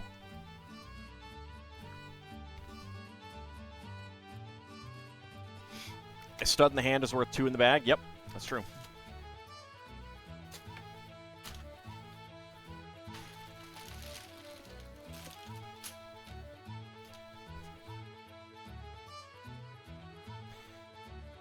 Nothing else in the box. There's bag number 1. There's 7. 6.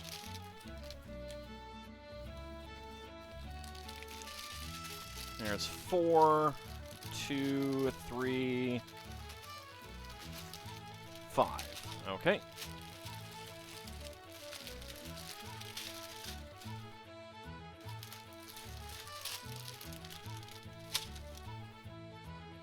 Oh, there's a second sticker sheet that is a little crunched there. Put those aside for now.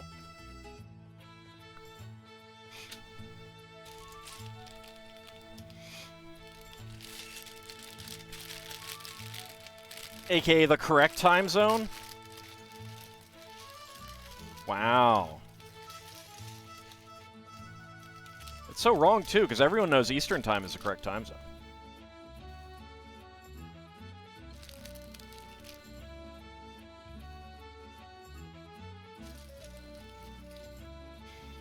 Brick separator. Pair of large arches. Some Technic bricks.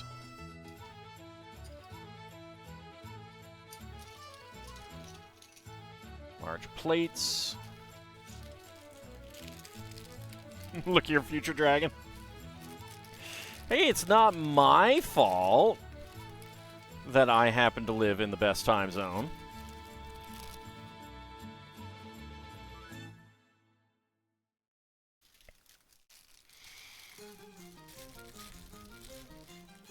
Howdy, Minor Trader. Feeling icky? I'm sorry to hear that. Hopefully you'll feel better soon.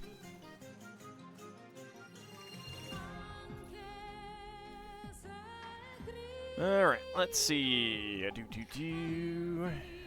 Alright, so our first mini dolls. And thing.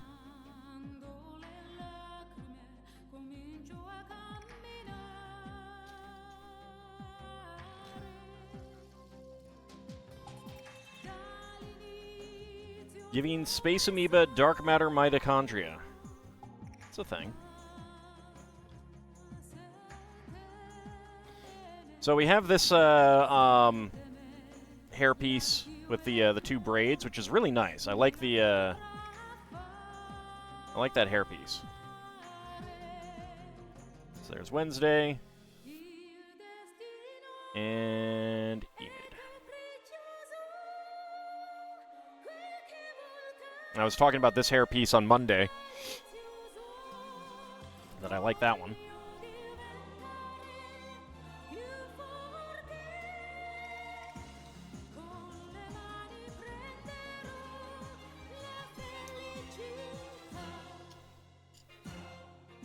Like the fact that the mini dolls aren't... Like, I don't have much use for the parts. But the nice thing about the mini dolls is that they do give really good hair. Like With the friend sets, you just get so many different hair pieces.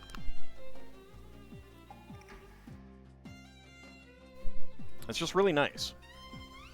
Stellaris has a DLC out for it that allows you to breed a space fauna as warships. Even give them upgrades like ships, so, you know, it goes back to splicing in dark matter tech into Tiyanki DNA.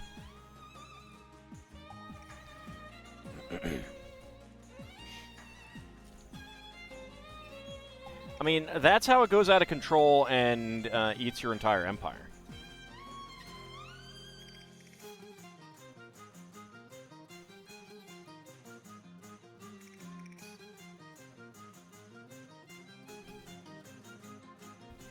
Don't come complaining to me when that happens.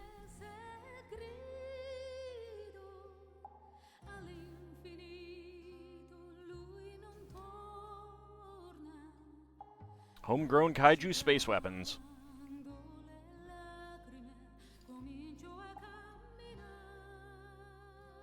Everything's better with gameroids. Should just have gameroids.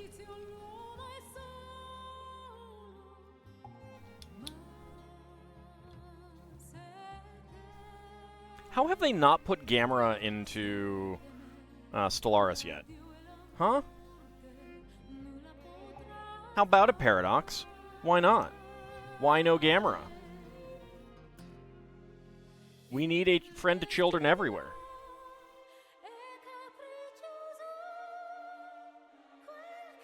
And then Parasite Eve in space happens in Stellaris.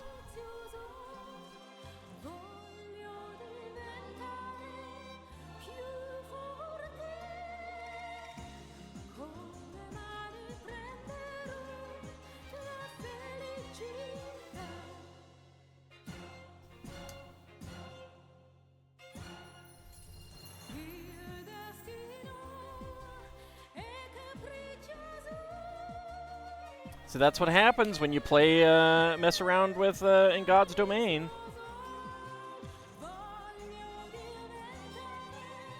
Science ships get eaten. Get et. Tasty science, nom nom nom, exactly.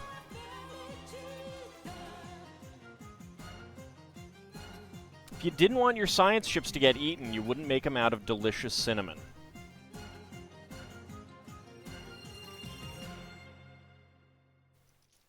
It's not the space squid's fault.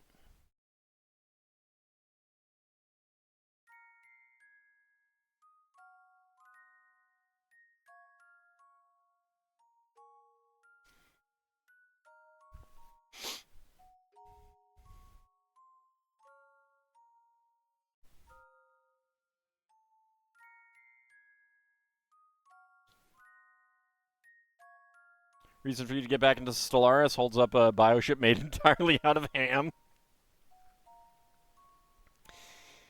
What, and then have our crew eat the ship out from under us? No, thank you.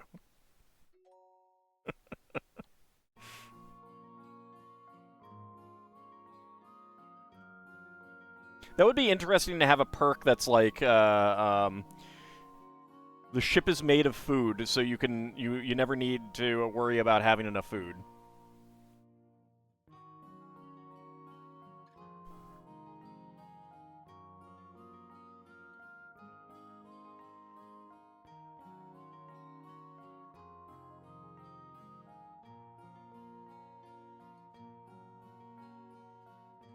But can you make a stabby ship, huh? Huh? Can you make space stabbies? That's the real question.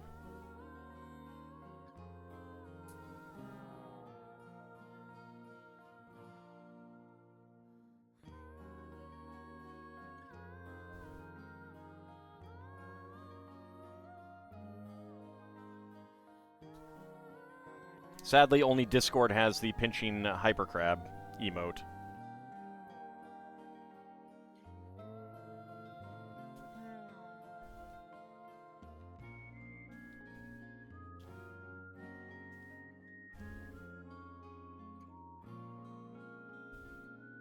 I do enjoy that emote, though.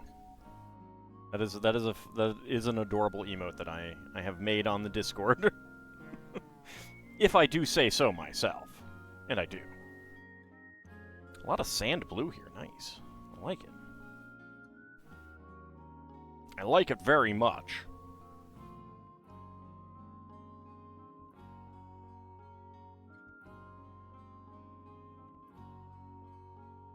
Oh, oops. I got this in wrong.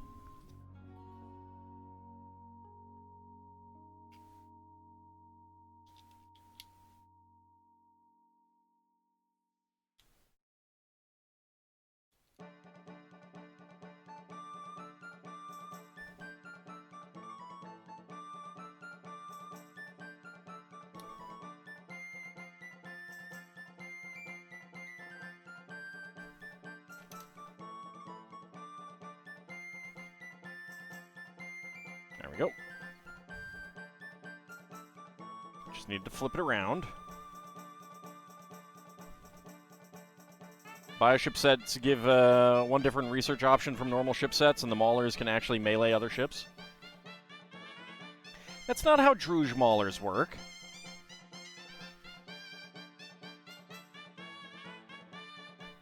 Druge maulers are sniper cannons. I've been rewatching Grimmeth play Star Control 2, and it makes me want to play it again.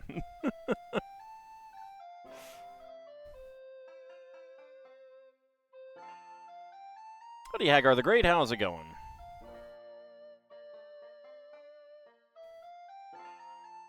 We have trans neon green dome lights.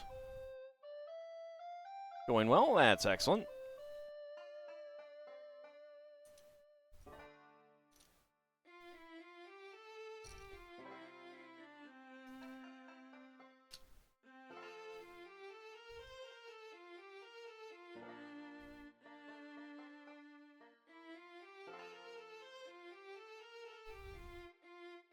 Let's get these bricks on. Apparently there was... Oh, I grabbed a side stud brick. Spothy are great comic relief. Spothy are just great. They also have a great ship design, and it's like, if they weren't so cowardly, they could really conquer an awful lot, couldn't they? Yes, this is the balcony set. We already did the display figure. It's spooky time. It's Wednesday, so I figured spooky Wednesday sets. Oh, wait. Nope. That one by one goes there. In a different place. No, actually, they both go there. I just misread the instructions. Way to go, me.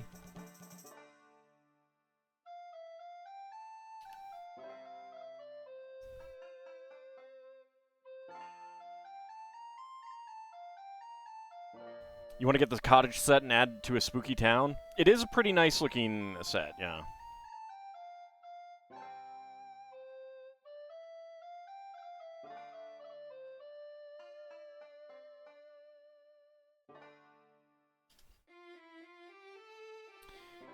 Alright, some Technic bricks across there.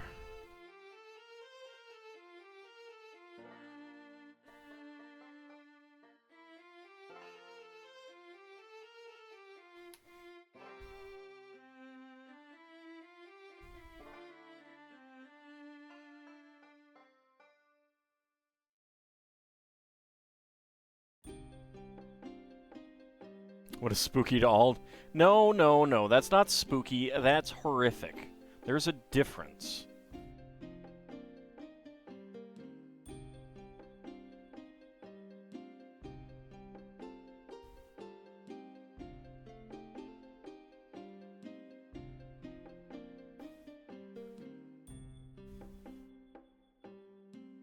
Alright, let's get that one on. More Technic bricks.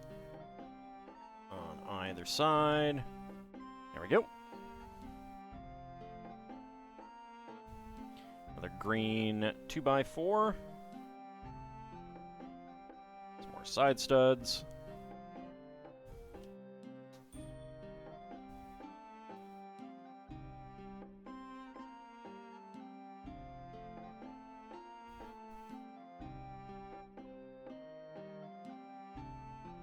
One can breed living crystals for ships.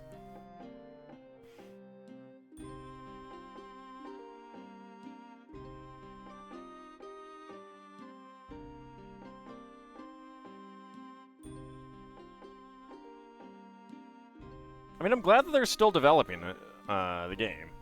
I haven't really had a desire to play. I think I may have overdone it in all of the amounts that I played before.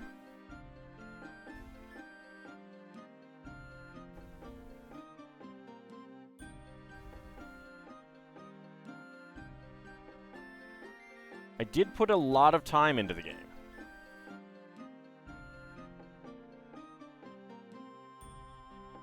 And I never really liked the end game, honestly.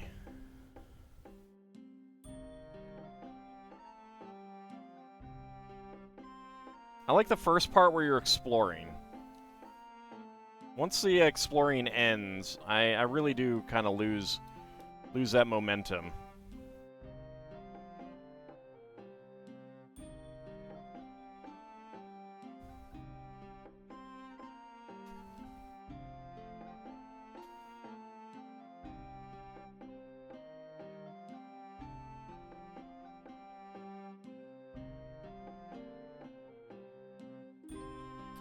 Alright, next up we get some tiles on the front.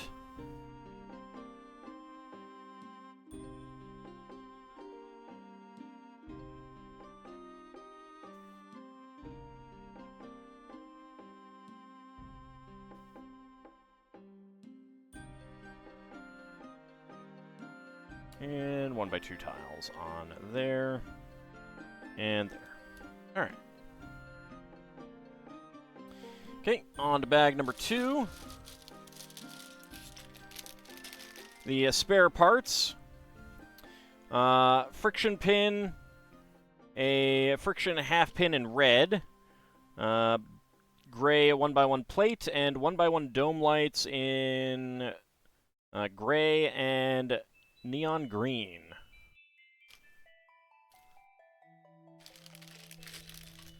You've been militaristic xenophile empires that had xenophobe empires spawn around it, made them stop being antisocial with violence.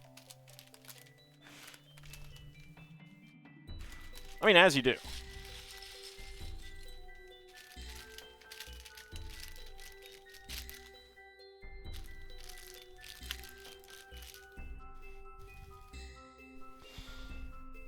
I think what I just realized is that what I want is like an exploration game.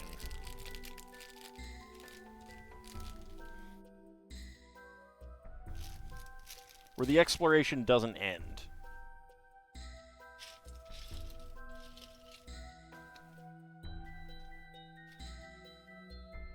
And I think that's like with when Distant Stars comes out, I think that'll scratch that itch a bit.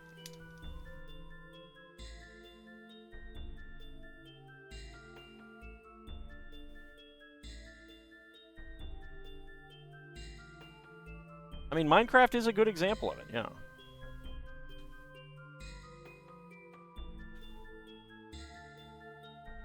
Although it's really difficult to just, like, endlessly explore in Minecraft. You do kind of have to make a base.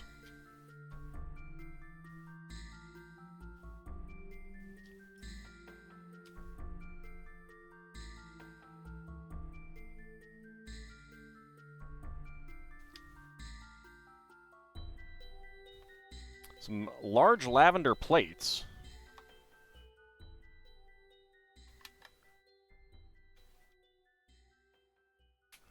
Oops.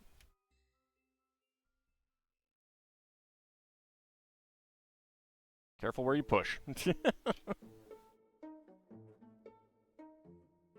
Quit hand-holding you. But it wants to. likes the warmth of your hand.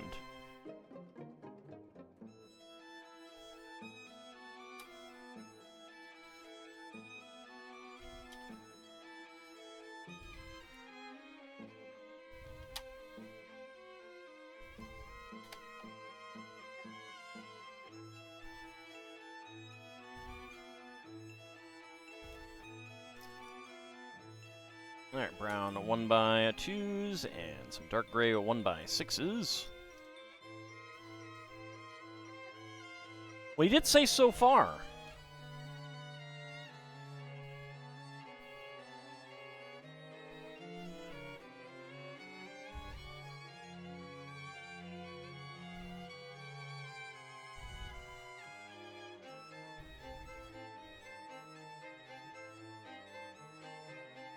Alright, let's see. A dark brown 1x2 plates. Which are always difficult to see on the instructions.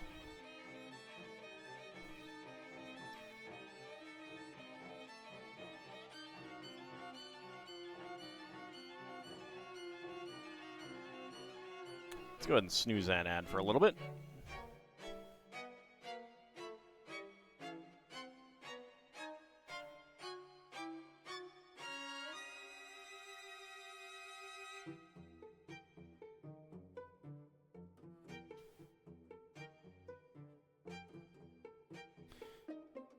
There's a black 1x1.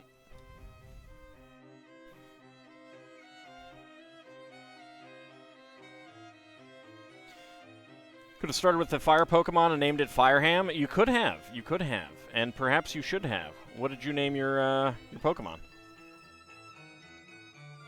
And I am just realizing that I have gotten this in the wrong position. This needs to be... I thought there was a little bit more space here.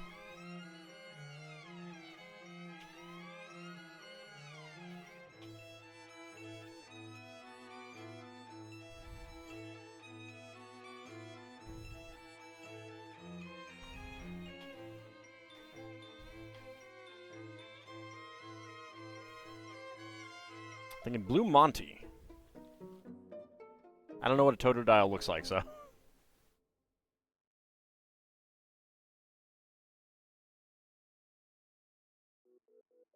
Having never played a Pokemon game, I do not know what I would name, what I would name them.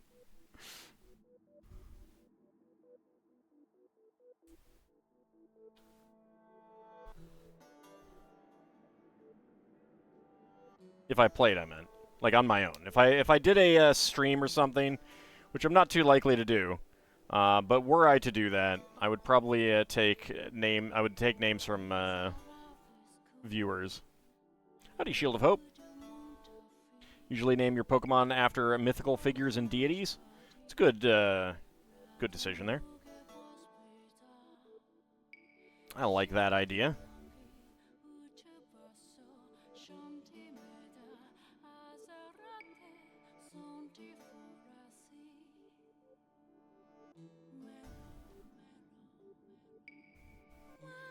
There's a typewriter there.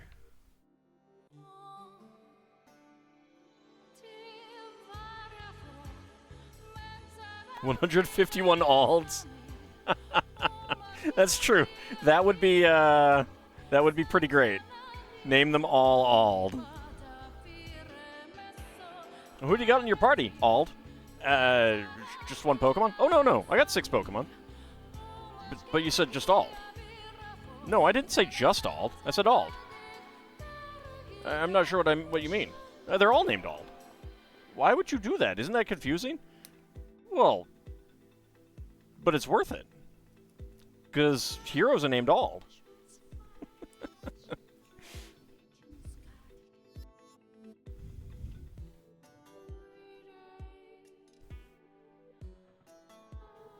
I got way too much of a kick out of doing that in Live Alive. I don't know why that makes me so happy to have done that. It really doesn't. Oh, hey, we got the cat ear pieces. All right.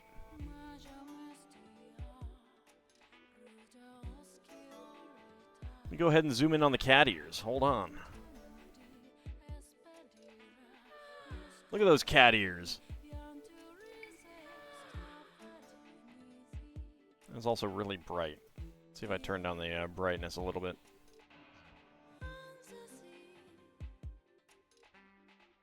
I put it back to 0. Bump it up to maybe 5. Let's try that.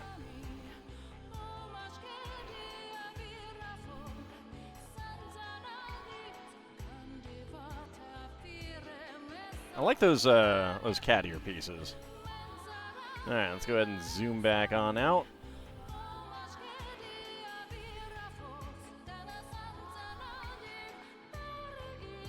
Let's go right there. And we get a lamp. Howdy, Vigastry. How's it going? The trainer is Ald and the Pokemon are Ald. Yeah. Everyone's named Ald. And that's just how it goes. Because all important people are named Ald.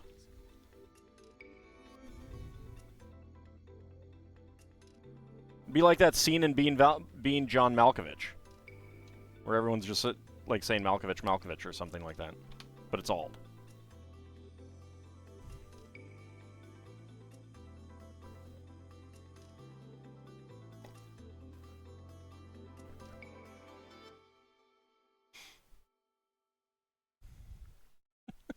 I'm still thinking about the Live Alive and naming them all Ald. Oh, man.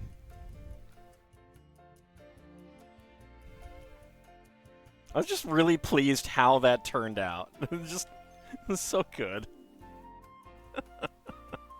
Being used as a kiddie bed? I mean, is that really being used, or is that just your natural state of being when you have a kitty? It is just what you were required to do when you have a kitty. Or maybe I should say, when a kitty has you.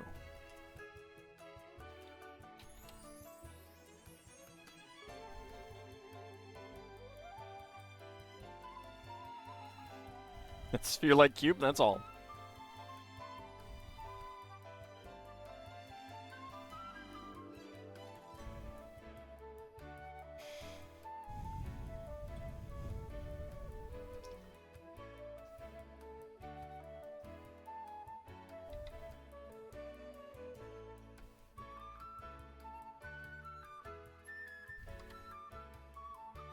Got a little taste of that in Suikoden 2 as well, when you know, took Ald to go get Ald, and then getting Ald and Ald to go up levels.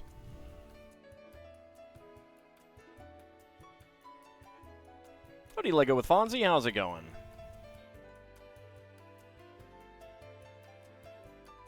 I will take a look at that after the stream. Get our half arches in here.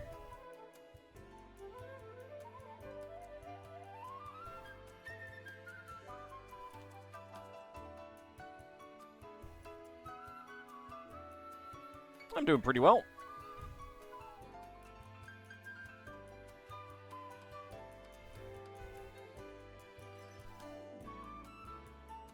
Building some Lego Wednesday on Lego Wednesday. You know, as you do.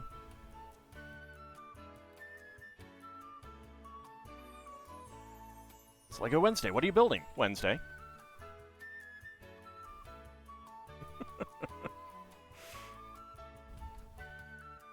Ah, word games. Aren't they the best?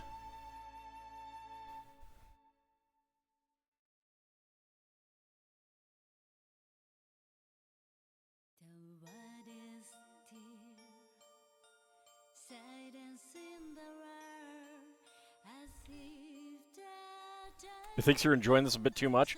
Is it... Can you enjoy it too much, though? I don't think there is too much.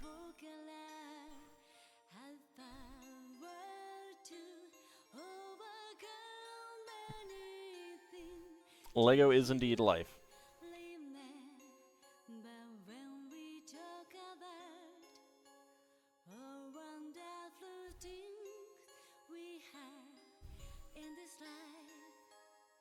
Alright, got those clips in.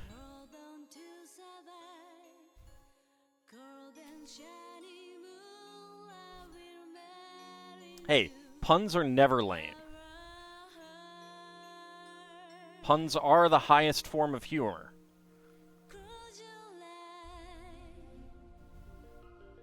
We have Sumerian puns.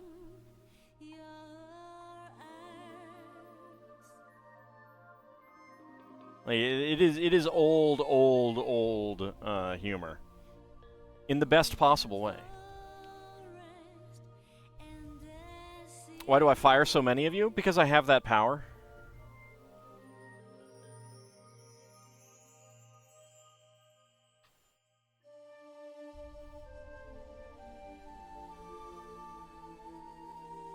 Ah, but see, groan-worthy doesn't mean lame. There's a difference.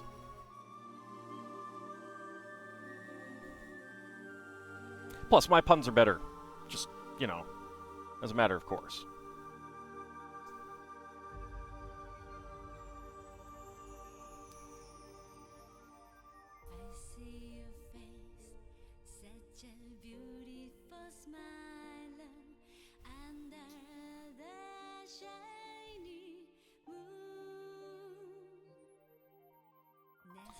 Alright, 1x6 tile over here, but plate over here, for some reason.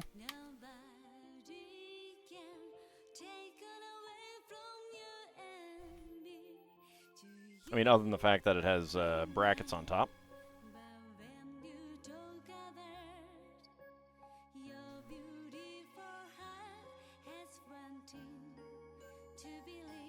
I mean, everything is better with good puns, which is why I'm bringing good puns to this stream.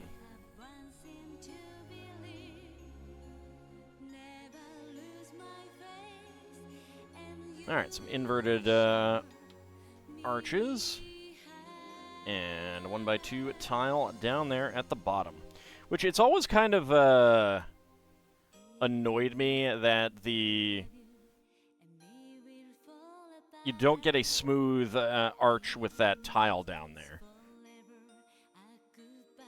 I'd almost rather it not have that cutout there, honestly. Alright. So, spare parts. We have 1x1 plates in brown, dark gray, and beige. 1x1 tile in gray. 1x1 cylinder tiles in medium azure and yellow. 1x1 cylinder tile with top peg in white. 1x1 cylinder plate with hollow stud in lime. Black kitty ears. And a white 2L bar with stop.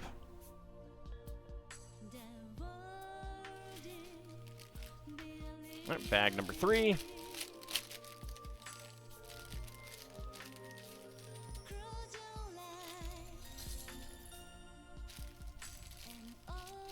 It's not punishment.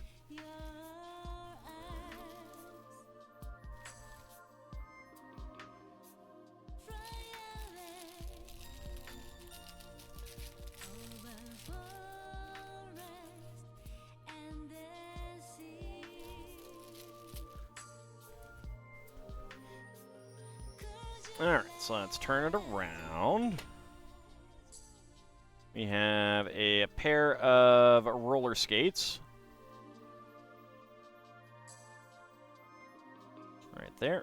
And the headphones hanging on the wall there.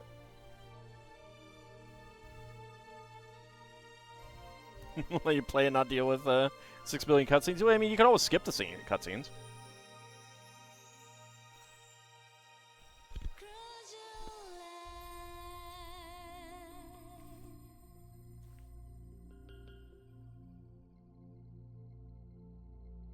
I will say that as much as there was like no combat in the first very long time period in Dragon Quest VII, it didn't feel like drawn out because it wasn't like a tutorial. It wasn't like throwing tutorials at you and stuff like that. It just let you explore and actually play, even if there was no fighting, no combat. I liked that.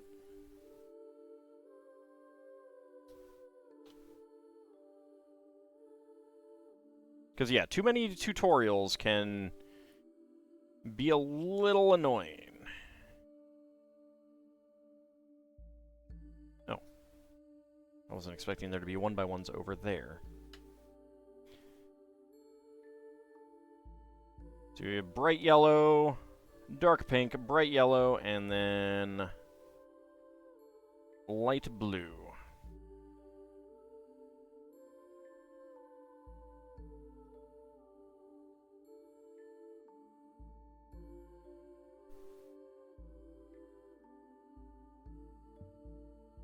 One by one quarter cylinder tile there. Oops. Need a dark pink. One by one cylinder tile. We do have an ad just about to run, or actually running. Gonna be interested to see how they change the intro in Dragon Quest VII Remake. Yeah, I'm a little worried about it. Honestly, the fact that they're taking stuff out of the game kind of annoys me.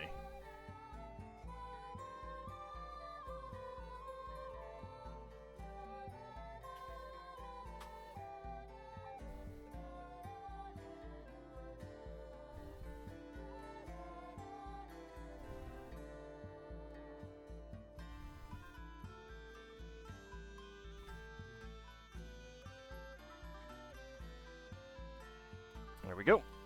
Nice little carpet there.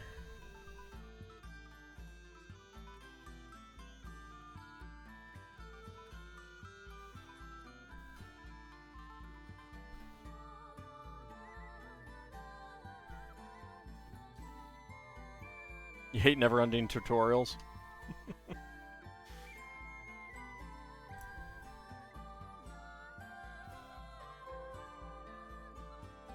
Especially when it, like, is a game like that, where if you've played a lot of Pokemon, they're probably not going to be presenting you with any new information. So it's kind of like when, you know, you go see the latest Spider-Man reboot, and they have to have Spider-Man getting infected all over again, and it's like, yes, I know, that's how it happens, understood. We could just, can we get to the actual superhero part, kind of thing.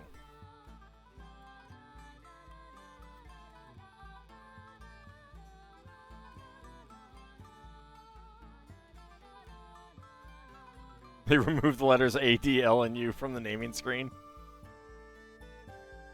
They wouldn't dare.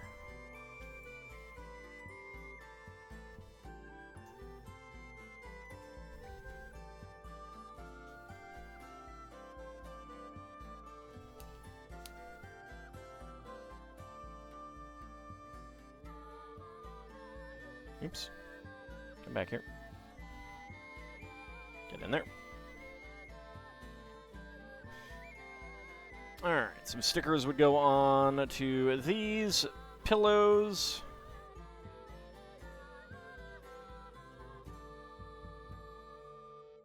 But I'm not putting them on. And that goes right there.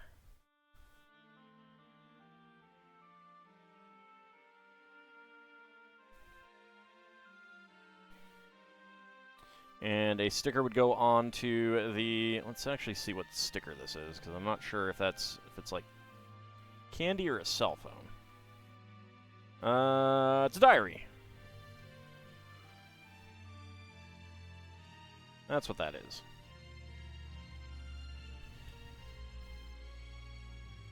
A teal, unprinted baby bunny, Friend's baby bunny as a plush.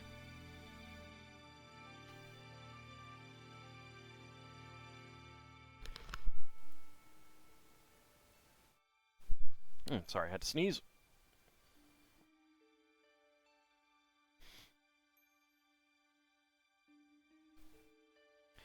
Alright, dark blue grill tile.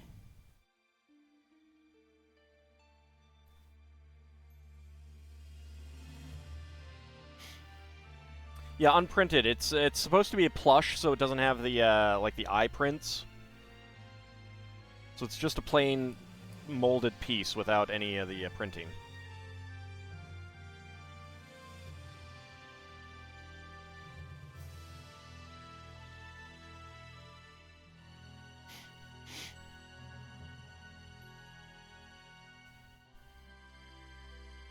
Yeah, I mean, not every Spider-Man or even every superhero movie does the whole origin thing, but there's enough.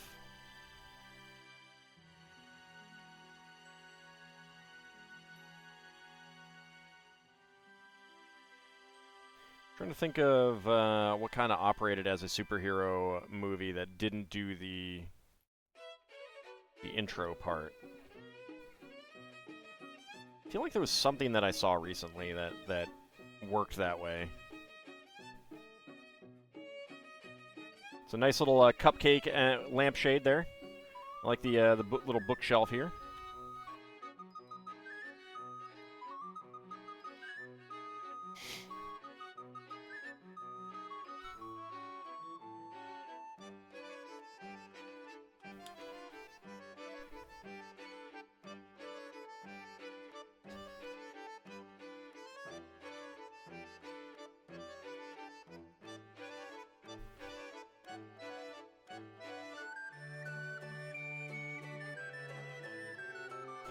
Yeah, when I get to Final Fantasy X, I don't know how much of the Ultimate Weapon side quests I'm gonna do, because some of them I'm gonna be bad at, others are going to be very tedious. I don't know.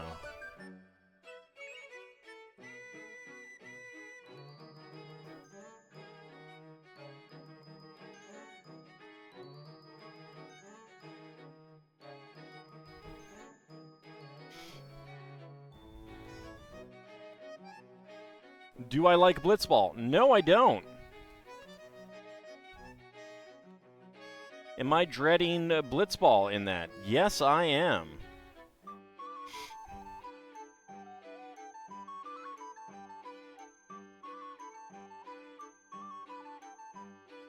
I don't know, Ariyaru. Maybe it's Maybelline.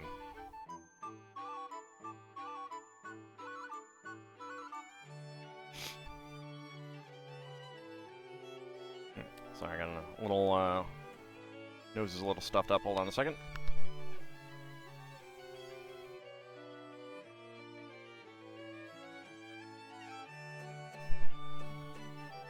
Yeah, you only have to get great at Blitzball if you want the ultimate weapon. Yeah. Only.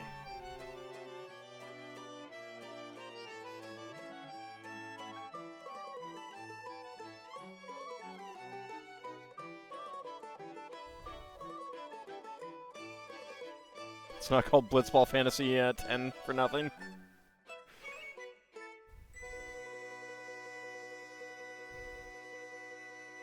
Alright, so a sticker would go on here for some sheet music.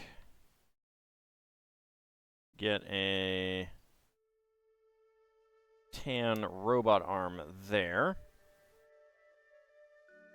And a black Harry Potter wand for a bow.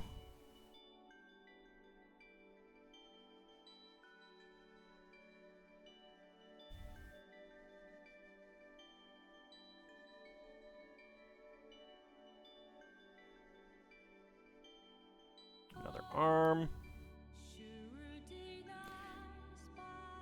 For a black bass or cello. Not sure. I think it can double as either a cello or a bass. The size, at least for a mini doll, is probably more cello-sized than bass.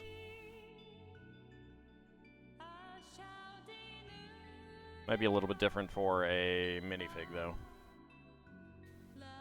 So I like getting that. Like, this is one of the reasons why I wanted this set as well. For the music instrument.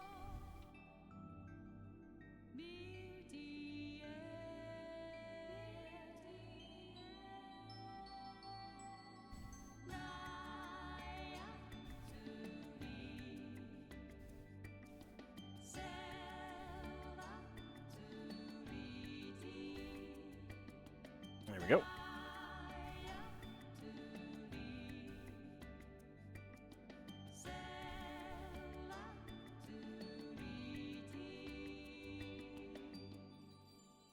Can't you just beat the game by using the summon that takes money? I mean, you can just beat the game normally. The final boss is not difficult.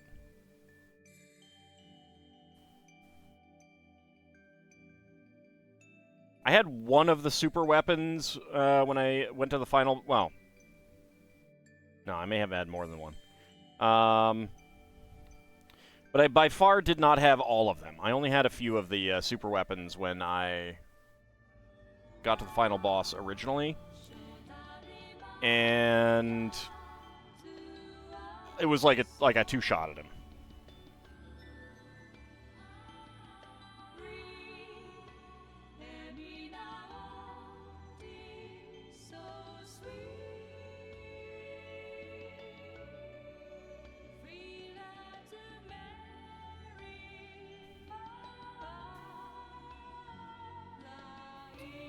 Grinded Titus so much that you made him a white mage and kicked Yuna permanently out of your team.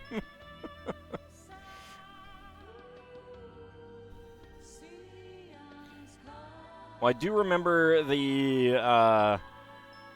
that Yuna makes a much better spellcaster than Lulu. So it's kind of a common thing to make Yuna a black mage and then basically never use Lulu ever again. Alright, so spare parts. 1x1 tiles in dark pink, light blue, and bright yellow. 1x1 quarter cylinder tiles in those same colors, bright pink. Dark pink, I should say, bright yellow, and light blue. Dark pink roller skate. Lavender headphones. Black Harry Potter wand. Black 1x1 plate. 1x1 cylinder tiles with top pegs in tan, dark green, and red. 1x1 cylinder plates with hollow studs in trans orange and brown. And gray angle bar with stud.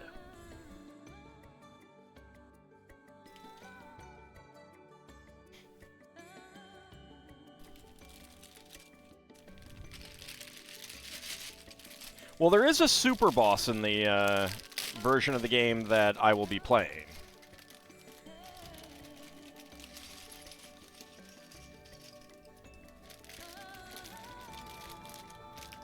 And I will probably want to take on that super boss.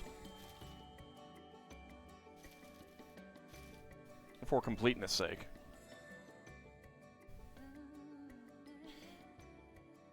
FF12 Gambit system was great. You beat the final boss without touching the controller at all. Yeah, I mean, that was kind of the point of the Gambit system.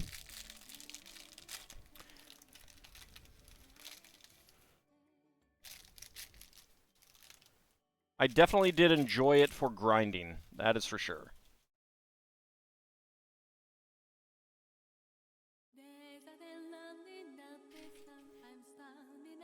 Alright, let's rotate this around.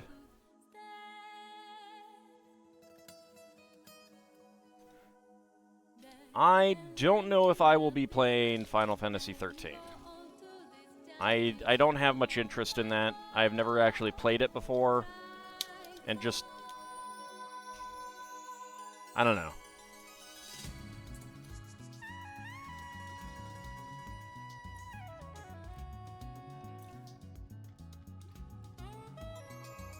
We'll see eventually.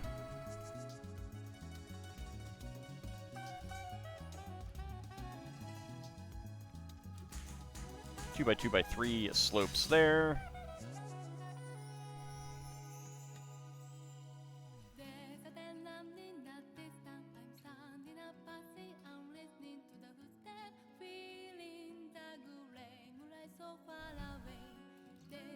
Tried liking 13, but just no, it wasn't meant to be.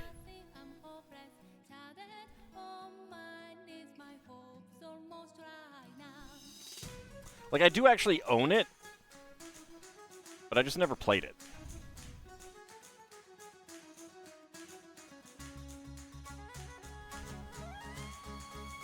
Don't exactly remember why, but... Alright, so we got 2x2x3 corner slopes, which are always fantastic to get. Always a big fan of getting those.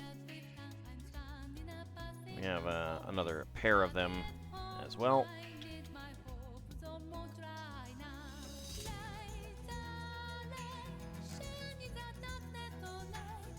Just remember, in FF12, the guns may seem to have low power, but they ignore defense entirely. Yeah, but I like having Freya with a bow. Played 13 to the point you stopped caring about the characters like 10 hours in. Alright, another pair of corner slopes here and here.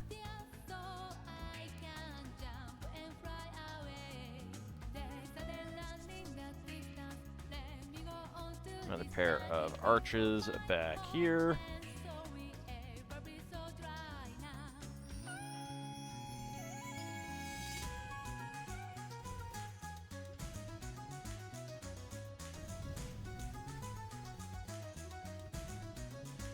And another pair of archers in front.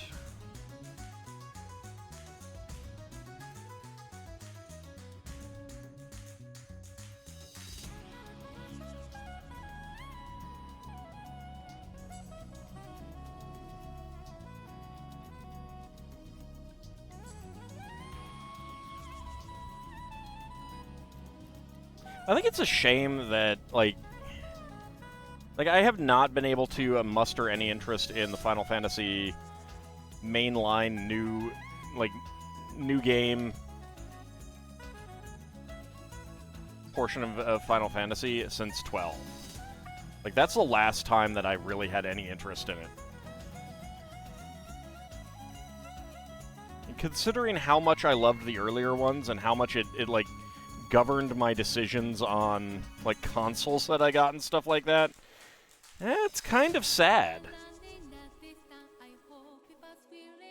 12 is good.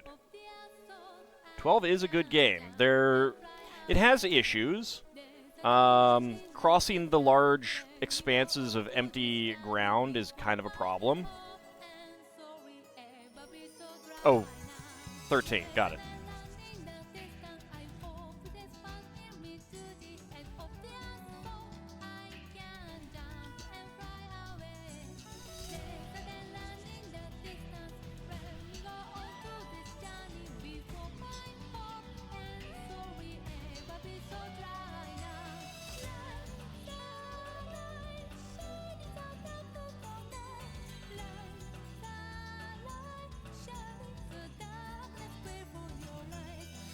Fortunately, Final Fantasy started changing too much after 10 and went downhill.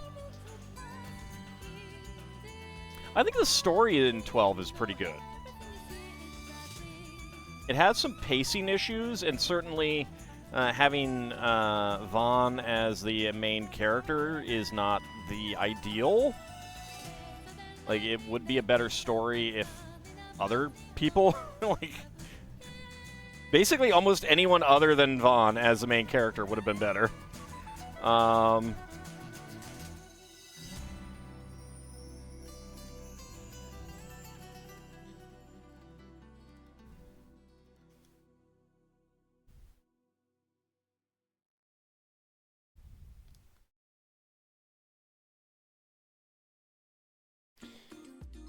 So clear 1x2 tile and clear 1x2 half-cylinder tile is very nice to get.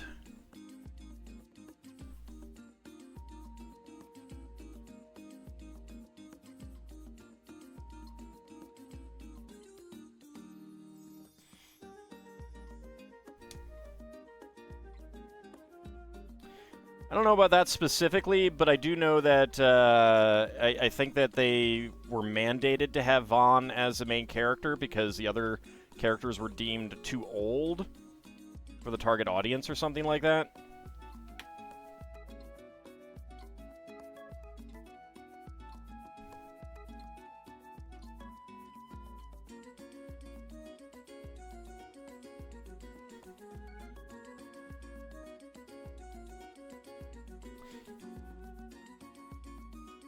Yeah, like, Cecil would be too old by that measure. And if they were making that game again, like, brand new today, then they probably would have, maybe not today, but at the time that 12 was being made. They probably would have had to do it, you know, change that up too.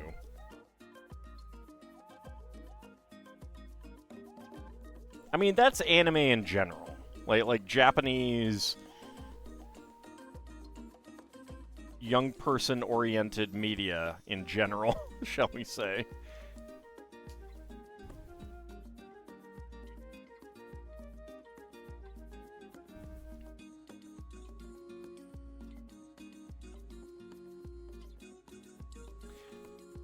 So Ash or Bosch, either of them would have been the best protagonists, I think. Balthier makes a good secondary character, but I don't think that he would have made a good protagonist for the story being told. Whereas Ash or Bosch definitely do.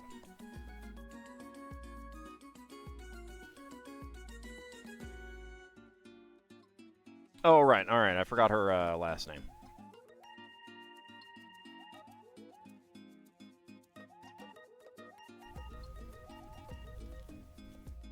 I'm lucky that I only have some gray in my beard. Yay! It makes me look distinguished.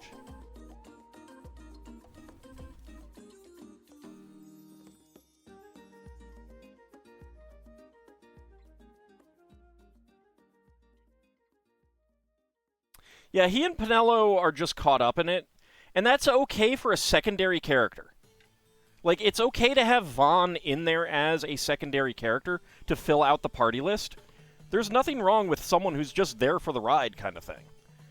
But when they're the main character, it really takes some of the impact out of it.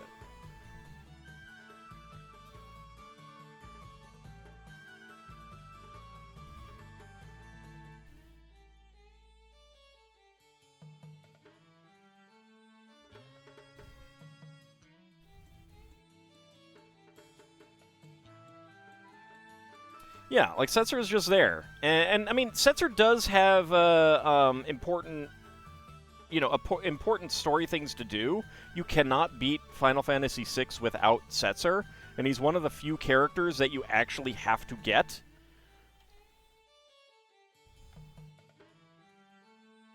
In the World of Ruin.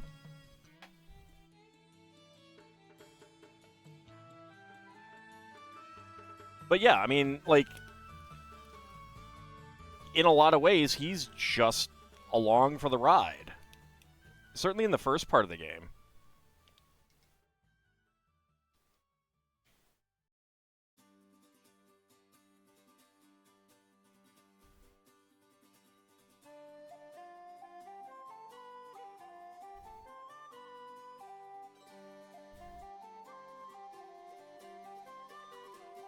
So yeah, I mean, like, it's fine for Vaughn to be a party member in Final Fantasy 12.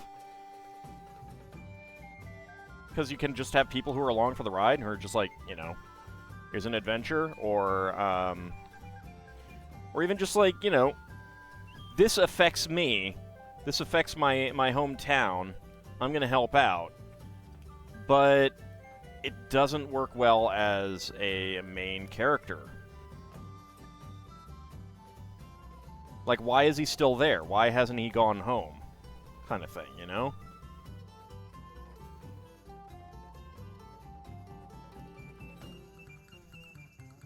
He is kind of the player's surrogate for, you know, to be told what's going on, but that's not...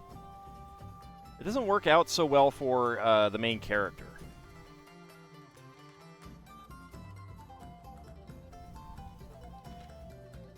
You know, it's kind of like if you go rewatch like all of Star Trek: The Next Generation, there's a whole lot of things that Riker asks about when they happen that he should not be asking about.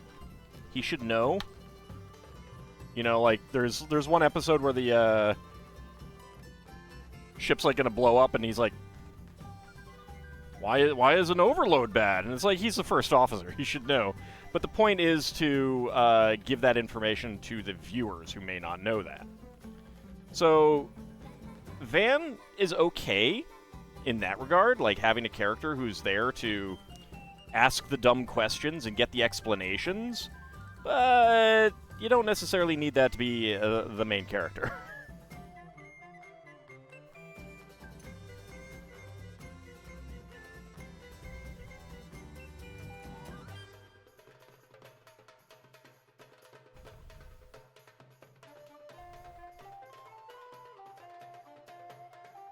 Well, you were a little stuck there anyway. You would have had to have, like, walked out of there to leave.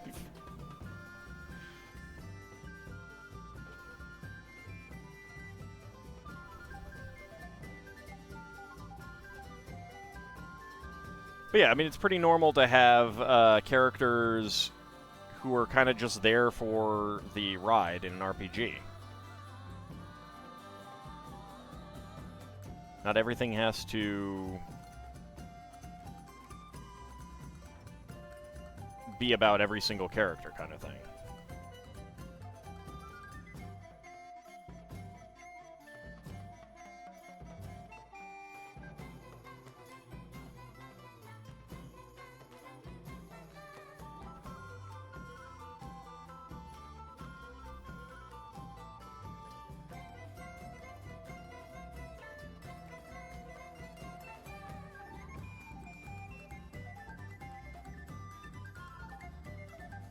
Do you, though, Bahamut? Do you really?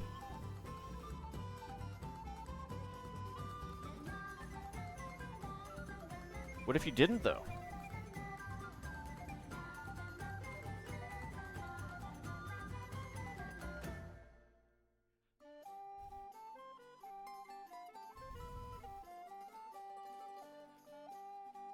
That's a nice little lamp. I like the use of the these dangling bits. And in white, too. We haven't had them in white.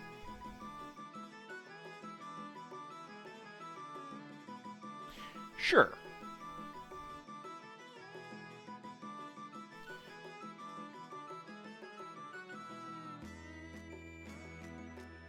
I mean, they wanted to have a lot of party members and stuff like that, yeah.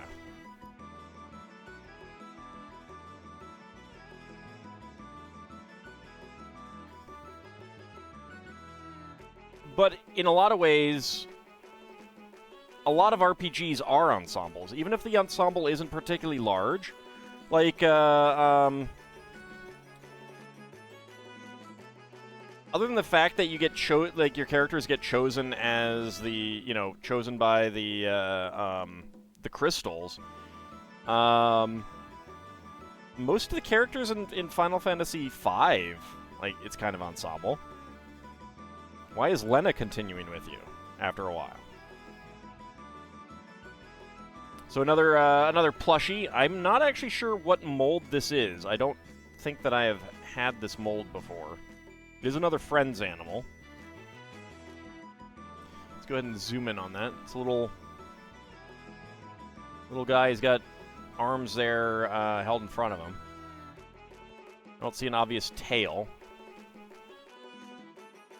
So I'm not sure exactly what the animal is supposed to be.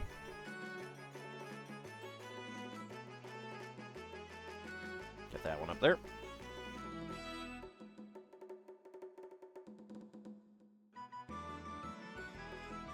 So some pictures with stickers there and there.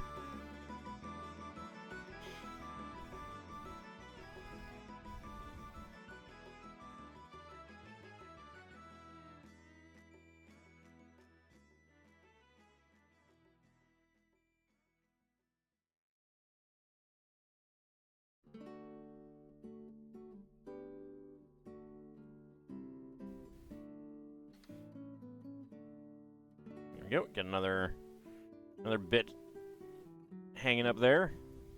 A little garland or something.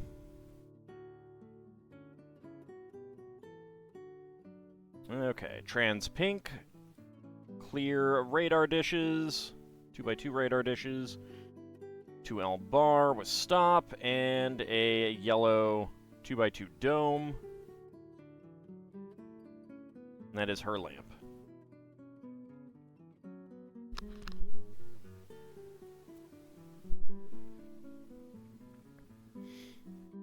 Alright. So, spare parts. 1x1 tiles with round ends in purple and sand green. Lavender 1x1 quarter cylinder tile. Clear 1x2 half cylinder tile. Dark brown 1x1 cylinder plate. And 1x1 cylinder plates with bars in white and black.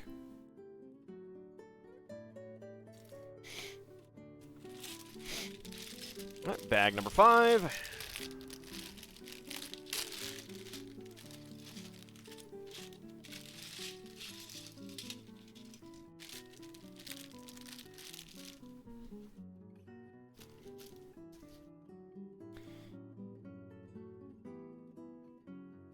I mean, in general, I think, like, games that have relatively simple systems, especially if if it's a turn-based combat with menus. If you have no timing element kind of thing, you really should not get tutorials. There's no reason for, like, how do you not know that fight is fight and magic is magic and stuff like that? You don't need a tutorial for that. Oh, I did not realize that this had click hinge pieces on it. Is this an 8x8?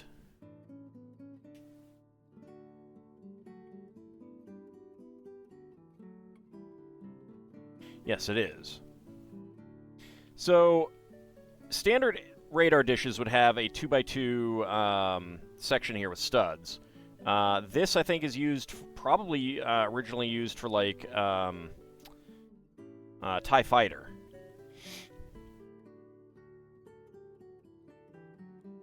That's why it has the click hinges.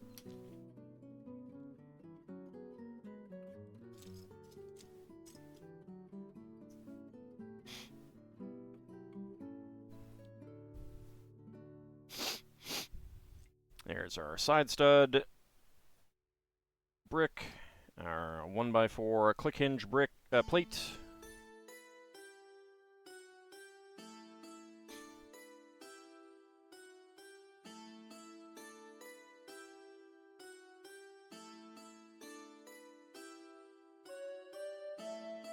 And then we get the dome on, which I think is the same height as standard radar dish. Does instruction step 3 include the ghostly glowing aura, or do you have to provide your own? You have to provide your own.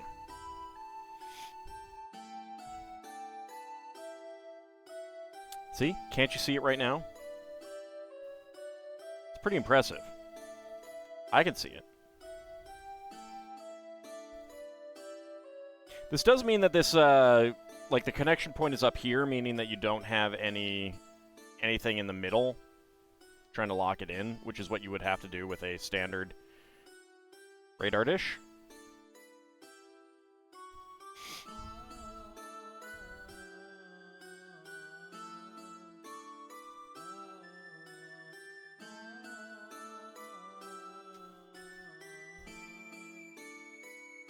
Also, if you couldn't see that glowing aura, you just need to build more Lego.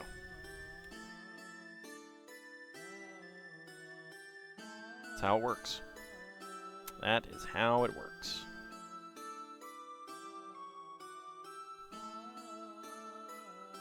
Round 2x3.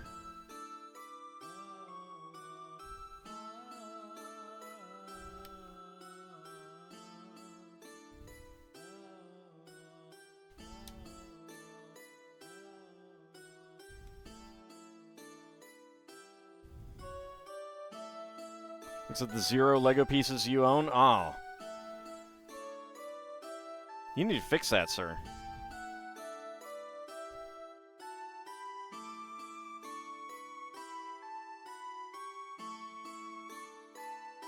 Lego is healthy and fulfilling. It's true. Just add Radium Paint. Disclaimer, do not use Radium Paint.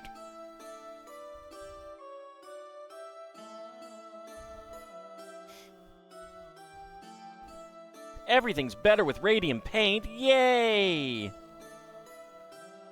Aldi, you were looking to see if I had tutorials on YouTube and you found one over the Universal Game Editor. Do you like this tool? Yes, there's probably better stuff out there today. That is a very old video that I did. And UGE is not easy to get these days, I don't think. Certainly there aren't many modules out there for it, I don't think. Not that I've looked anytime recently.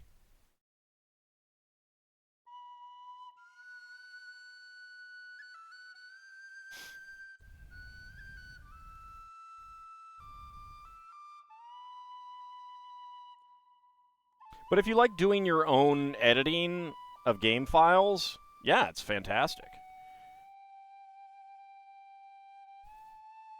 When I played Star Control years and years and years ago, I really liked the Earthling Cruiser because I edited the data files to make it overpowered. Asking for a friend, how does one give everyone all 18 stats in Gold Box? Page up when you're highlighting the stat in character creation, if I remember correctly. It's either that or just the up key. It's one or the other. You do not need to do anything to edit your like, you do not need external editors when creating your characters to max out your stats in that.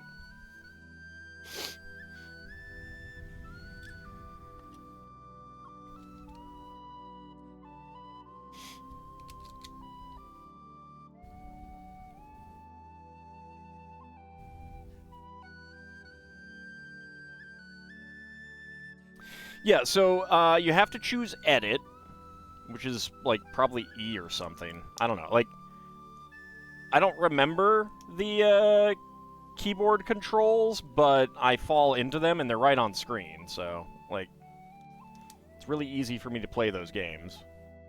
But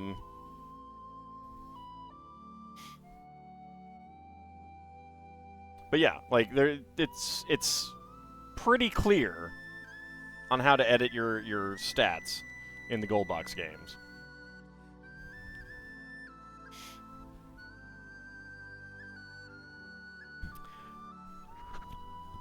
Only in Pool of Radiance. The encounters only modify by stats in Pool of Radiance. Maybe Gateway to the Savage Frontier 2. But I think it's just Pool of Radiance. After that, they went to basically just all fixed encounter sizes. Pool of Radiance, like, one of the reasons why I like Pool of Radiance is that it does a lot of things that the other games don't, even if you don't have all of the classes. Like, I think it's really unfortunate to not have Paladins and Rangers. And they planned to put in monks and druids as well. All of those, like, there are names for them in the data files. If you edit the single byte for your class, you can change it to druid or monk or paladin or ranger. But I don't think it does anything. I don't think the classes are actually implemented.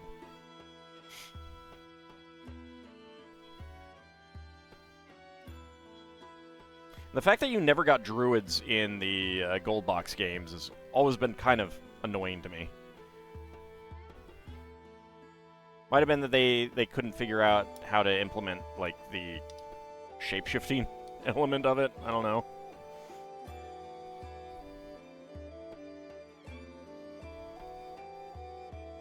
Remember reading that Paladins and Rangers were implemented but disabled? I don't think they're implemented.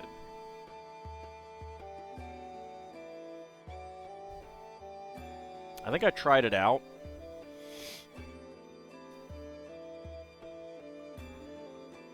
But it's possible.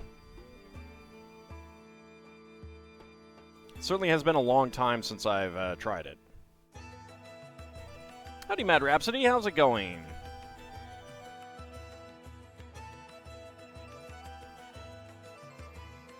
Gets to a point where you can save. Gotta help this dragon. So many tutorials, it hurts the brain. Can't you skip them or anything? How you doing? How's it going today?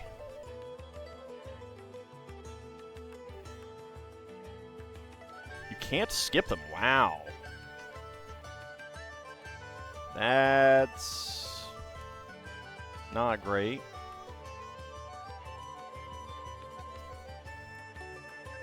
Just button mashing your way through.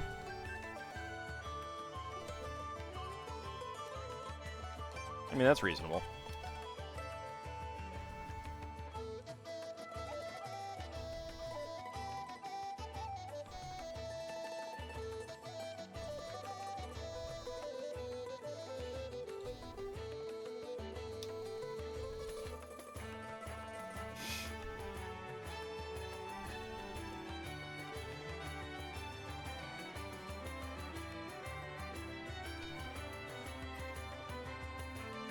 Alright, then we get the flexible pokey bits there at the top. I do enjoy paladins, I do. They're one of the classes that I do play if I have the option, and I have a dungeon master who doesn't treat them terribly. Okay, so that goes in there and comes down there. There we go.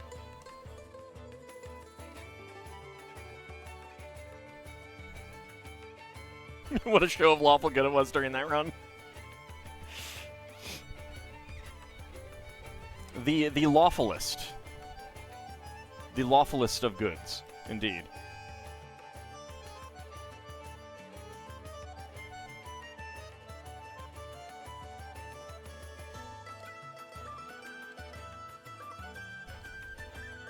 Yeah, that's the other thing about tutorials, is that there should always be an option of, like...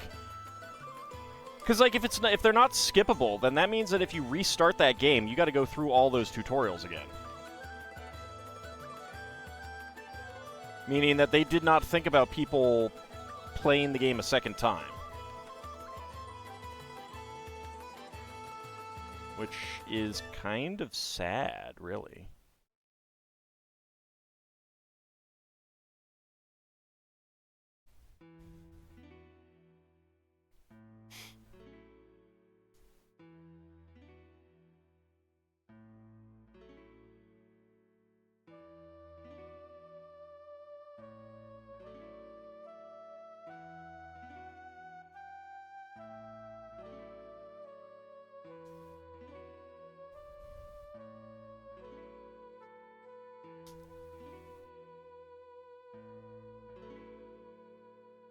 Honestly, like, I kind of feel like you should be able to skip them all. If you skip tutorials and thus don't know how to play the game, like, legitimately don't know how to play the game, I mean, that's kind of on you.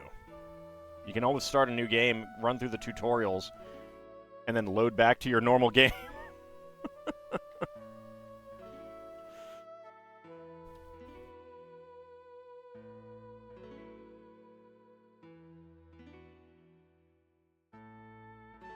There we go. Got that in there.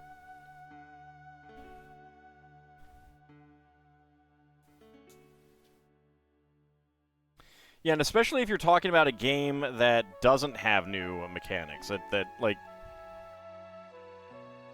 If they went to, like, a completely action-based Pokemon game, I can understand them wanting to force you into it new.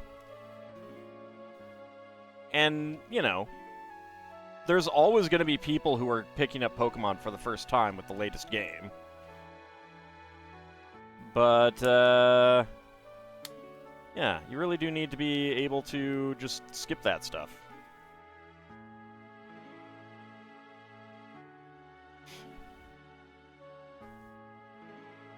right, Wolfon, thank you very much for coming on out. Have a good rest of your night. We won't be here too much longer. We're almost done with this, this set.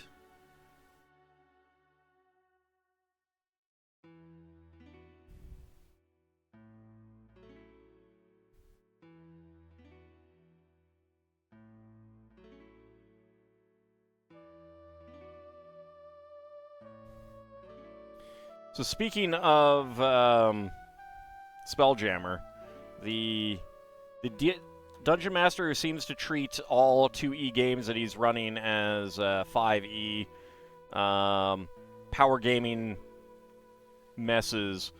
Ooh, actually, is that... Oh, yep. All right. So I did forget these up here. I was wondering about that.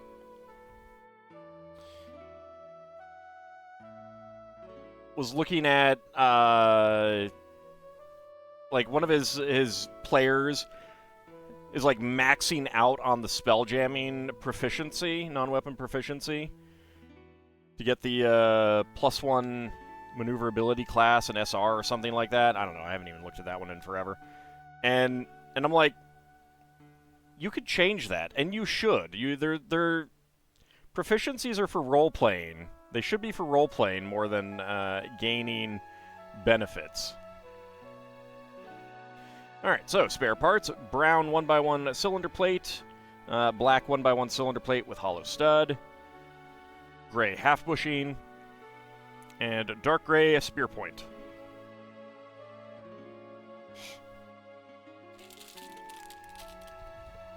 If there's a non-weapon proficiency that everyone feels they have to take for a game, then you should get rid of that proficiency.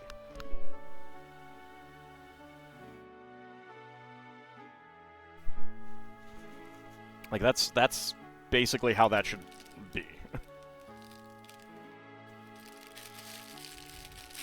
No fair, the game never told you attacking Takhisis was a bad idea. But it's actually a good idea. You eventually do have to attack Takhisis. And it's a very cheesy fight when you do. Because you have a Dragonlance.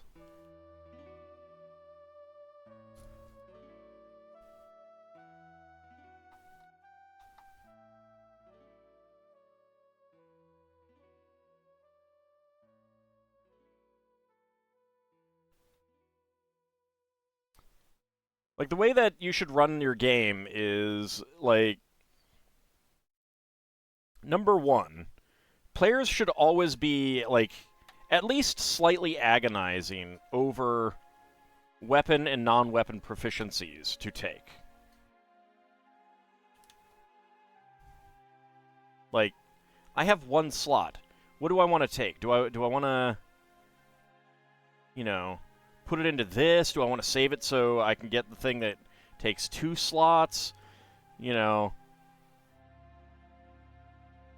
And that kind of thing is, as a dungeon master, you should be asking, you know, hey, does anyone have, okay, you're in this situation, you need to get some information. Anyone have agriculture? No. All right, well, you have to figure out another way to get this information, or something like that.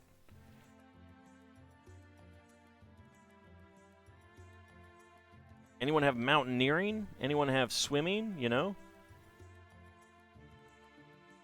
Put the characters in positions where they're not screwed for not having non-weapon proficiencies, but it definitely would be nice to have them. Party kidnaps a farmer to interrogate. I don't think agriculture would help that much there.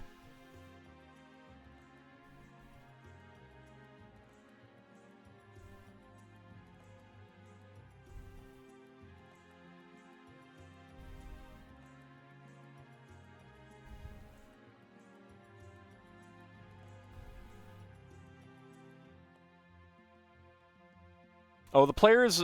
That guy's players are basically all evil. Like, even when their alignment is listed as something else, from his descriptions, his players are all evil. Or his players' PCs are all evil. They were talking about using undead for crew, for example. And he said the neutral good character had some problems with it.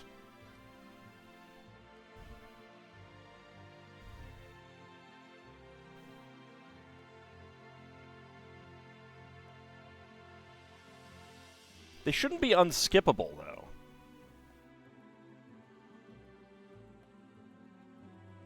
In the year of our Lord 2025, cutscenes should not be unskippable.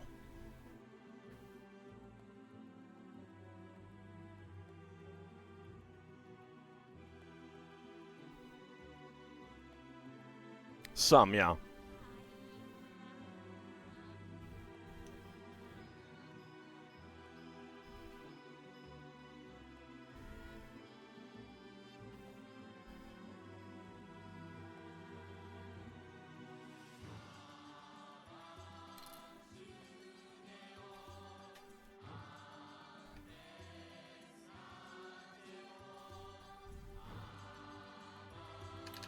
But yeah, like, if there's a non-weapon proficiency that every character is like, we have to take this, we have to max it out, you need to look at that non-weapon proficiency. There's a problem there. It may not have been well thought out, you may be misunderstanding it. Something is going on. No non-weapon proficiency should be a must-have for everyone, and stuff like that. Same thing with weapon proficiencies. They interrogate the farmer, but he doesn't grow those crops.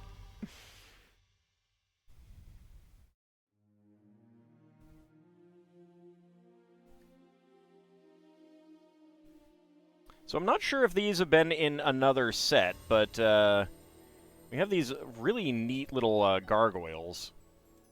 There are 4 of them here, I believe, in this set. Look at them. They're cool. I mean, they're not Goliath, but, you know, they're pretty cool.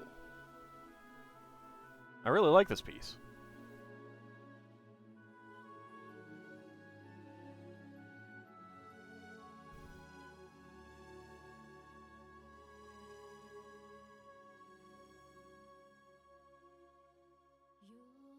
So one there, one there.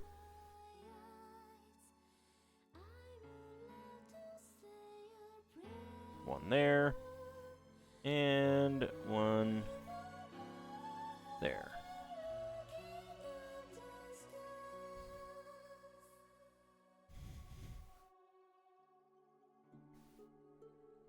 I mean, it's okay to take some for in-game benefits, but they should be fairly mild generally.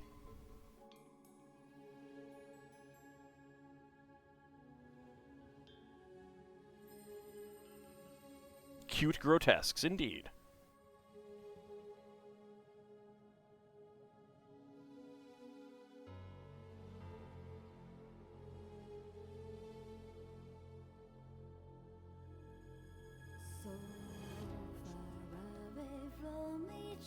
So interesting columns here. We have the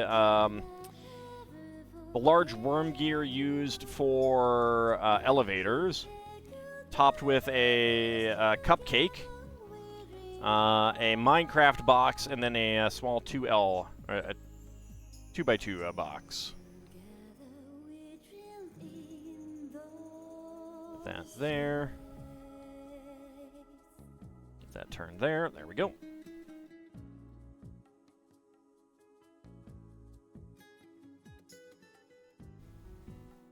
Yeah, I'm actually thinking that it should probably take longer when you're on a ship. I need to think about that. Because I was looking at because Big Mac is wanting to do some arrow making using Bowyer Fletcher, and it specifies that it takes longer if you're not able to dedicate time to it. So I need to look into that. I was thinking about that the other day. All right, so spare parts. Sand blue 1x1 plate, sand blue 1x1 tile, gray 1x1 cylinder plate, and gray 2L bar with stop. Okay, and our final bag. Makes infinite money in D&D by buying ladders and selling them back as sticks. I don't think that would work. Also, again, like any DM who whose players discover what appears to be an infinite money trick should very quickly be saying, no.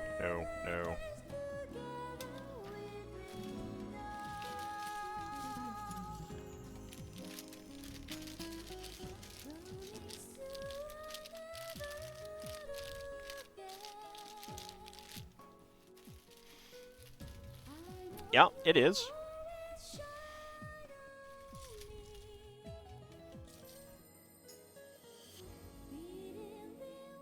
It still should probably take longer because when you are on ship, you have ship duties to attend to. If we can't use money tricks, how do we afford strongholds then? By fighting dragons and taking their hordes or other monsters.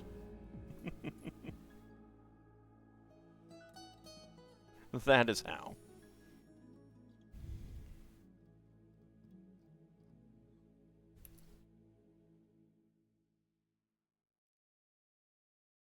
I mean, the party does actually have a sort of infinite money item. It turns coins into a higher tier coins, and it's pretty obvious that you want to turn gold into platinum for the most return rather than copper all the way to platinum.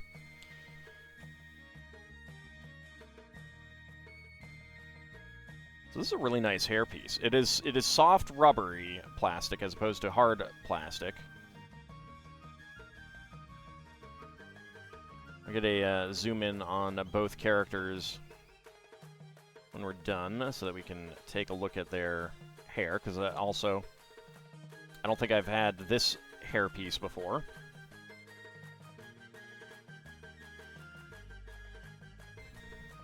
So I really like both of these hairpieces. They're really nice.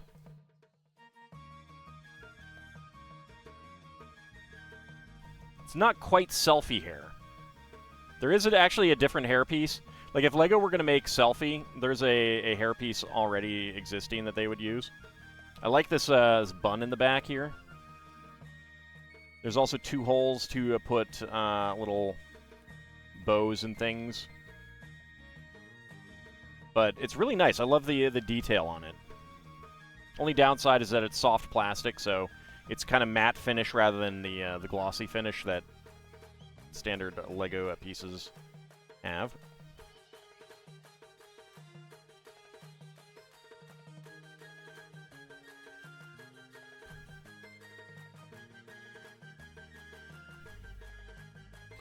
Well, the treasure should be scaled to what the DM wants the party to operate at. And a big part of it should also be that the party should always be worrying about their financial situation. That's what keeps them adventuring. If they ever don't need to worry about their financial situation, then that's retirement time.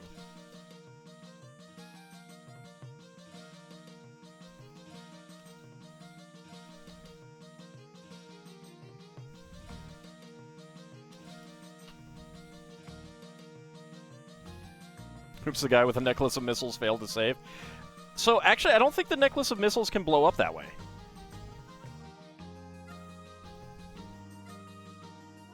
Because someone else can't detach them and throw them.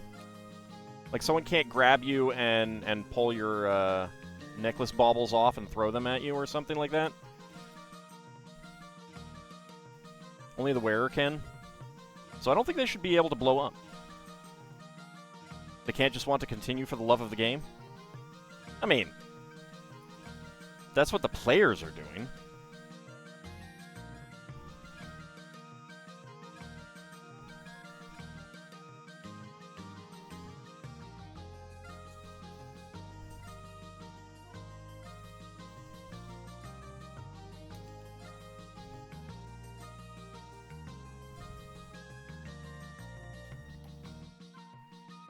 This dark pink feels very bright in comparison to what we've been building already.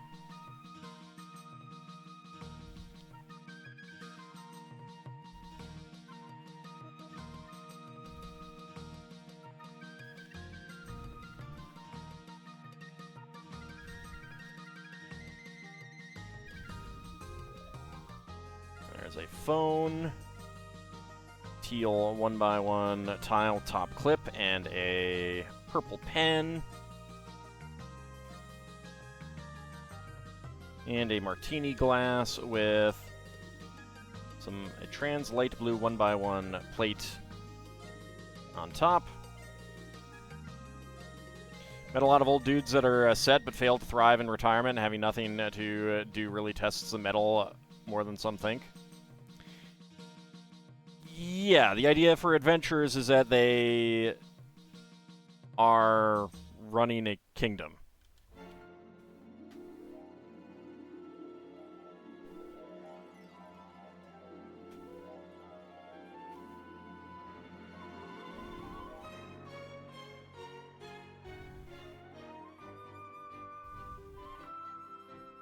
Or not a kingdom, but a little, you know, like a barony.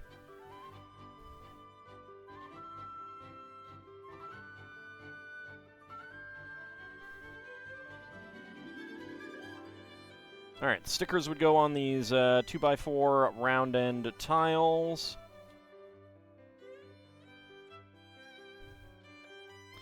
So in the designs, there's a wolf, there's a bat, a snake, and a fishtail.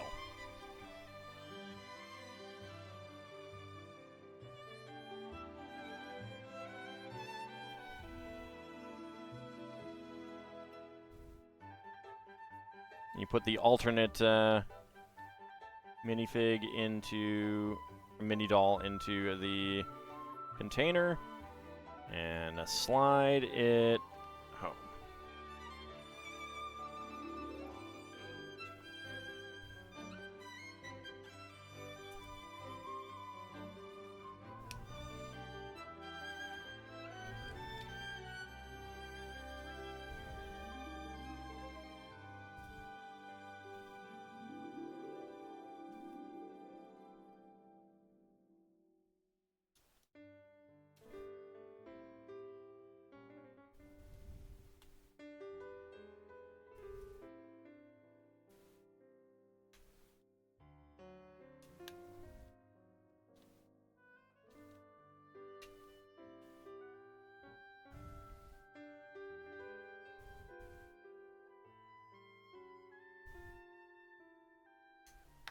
I, too, Bahamut would make a great king. Everyone would thrive under my rulership. They would have complete and utter freedom, even to eat pickles. The only one thing that they would have to do is acknowledge that ham is great. They don't even have to eat the ham. They just acknowledge that ham is great. That's all.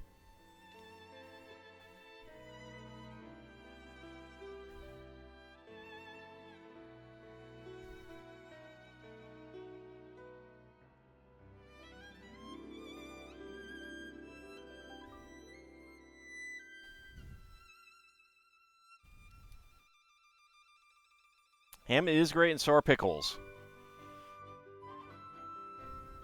Testing my patience, sir. Testing my patience.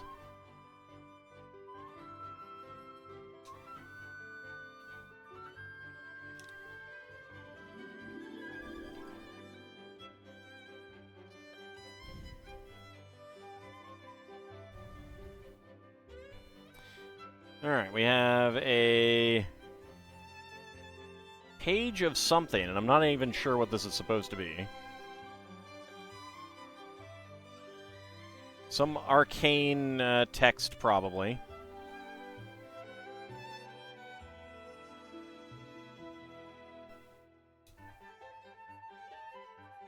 She also has a martini glass with trans light blue 1x1 cylinder tile and a small black flower. A black rose. Ooh. Oh, we could have Lord Soth.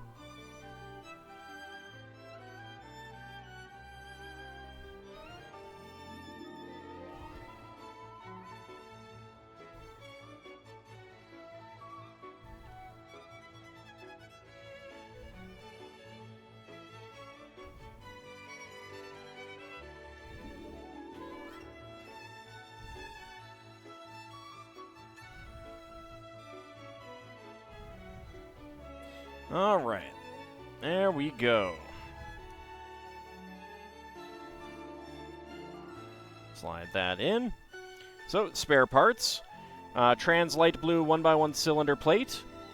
A small brown 3-stem plant. And a light aqua and purple pen.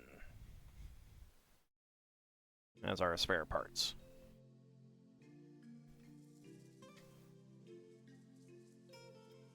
Go ahead and get our two characters out here.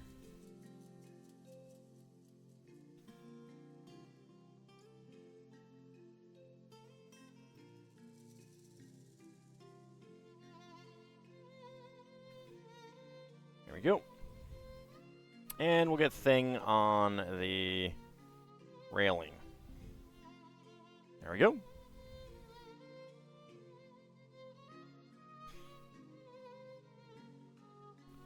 I like the look of it. It's pretty nice. Like the high roof there.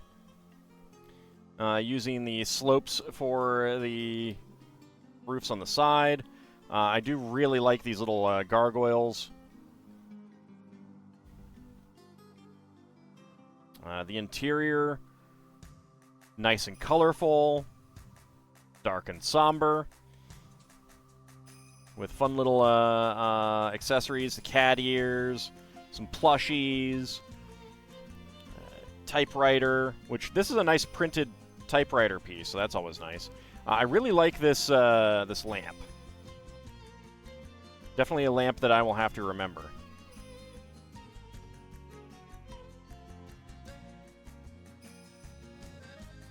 And of course, my favorite piece in the whole thing is the black cello. I do like cellos. My father and my sister play cello. Well, my sister plays, sort of. I don't think she has one right now, but my father played when he was alive and in high school. All right. So that is going to... Oh, and we have this to pop them out. It's a neat little switch to do that with.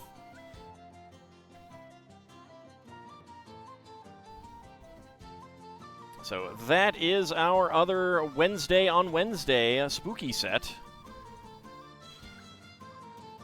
So on Friday, we're going to have a few spooky sets. I'll go ahead and show those off a little bit. Ooh. Ooh.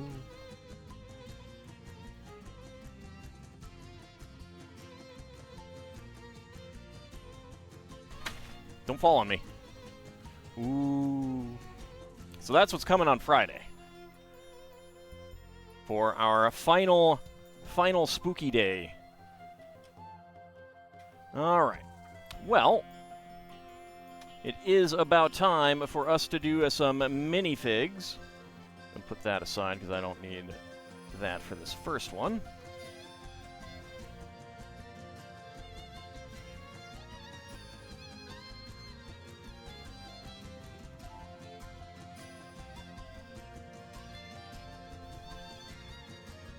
Okay. Start with a D20 here. We're still looking for one minifig here. You have to leave to chauffeur someone to work soon? Alrighty, not a rogue AI. 15. 1, 2, 3, 4, 5, 6, 7, 8, 9, 10, 11, 12, 13, 14, 15. Alright. The very last one.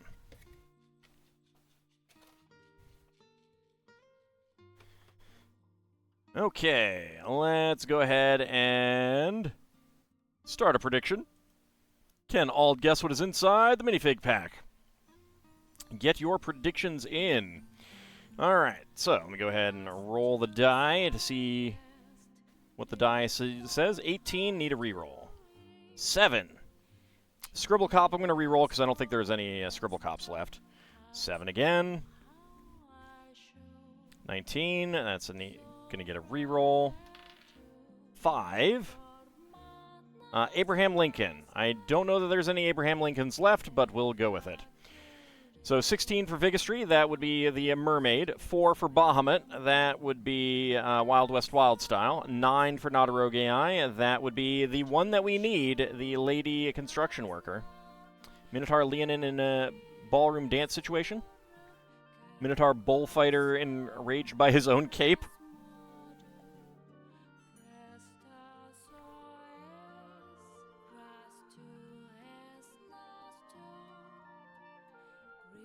Alright, get your predictions in. About a minute to go. Go ahead and get my timer all ready.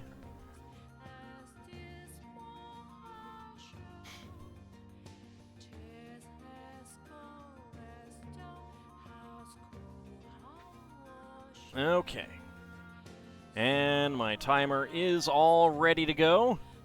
So go ahead and get your predictions in. Can I guess what is inside the minifig pack?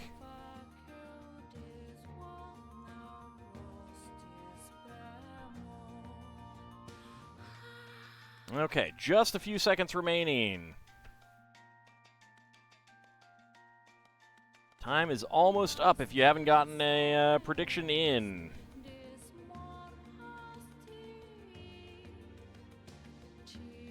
And predictions are closed. All right. Yeah, sit up a little bit and go. It's not a whole lot here.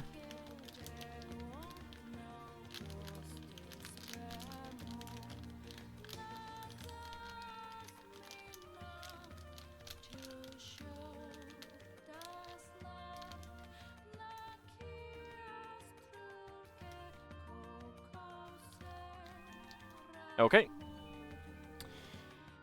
All right. 28.63. I do believe that we have Emmett. We have another Emmett.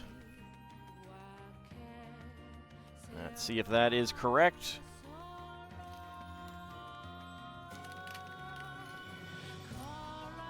Yep, it is indeed another Emmett. All right, so that was 28.63. Let's choose the outcome. 20 to 50 seconds. Who is getting the hams?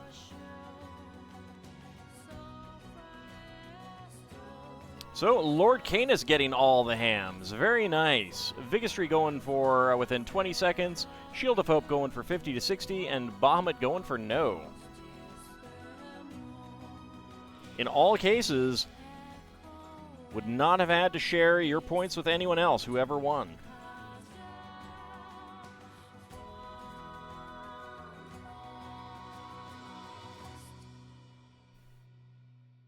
All right, there is Emmett. So that is our 5th Emmett, which means that there's probably another one in there as well. All right, so that is that one done. Next up, we've got Series 13.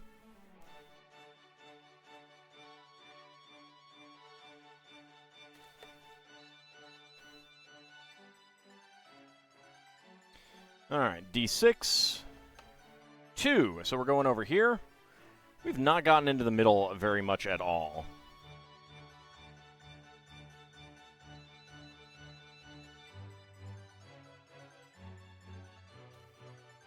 So there's 9 in there, so we'll roll a D10. 9. All right, that's the last one.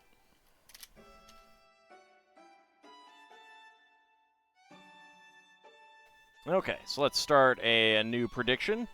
can all guess what is inside the minifig pack. Get your predictions in.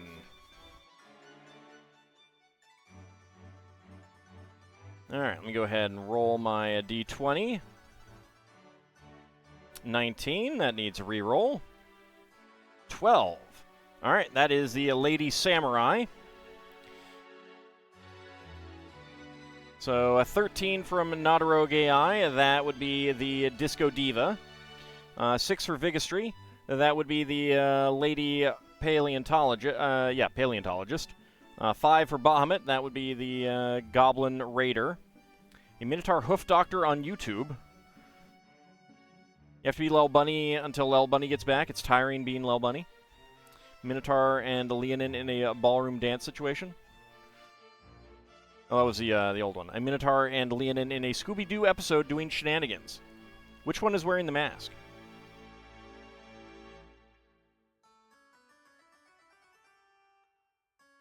Like that's the important thing that we need to know. Which one is wearing the mask? The Leonin. So the Leonin would have gotten away with it if not for those darn kids.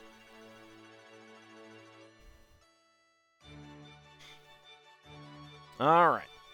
Predictions are almost closed. 30 seconds remaining. Let me go ahead and reset my timer. Get your predictions in. Can I guess what is inside the minifig pack? So what was the Leonin doing that he needed to dress up as some kind of like scary ghost and pretend that a place was haunted?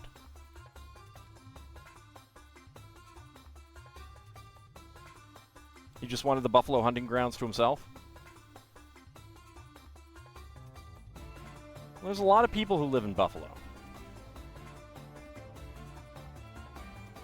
Minotaur dyslexic agnostic spending all night pondering the existence of dog. Woof. All right. Predictions are closed. And go. All right, let's see. There's some legs. There's a torso. I need to find an accessory or something.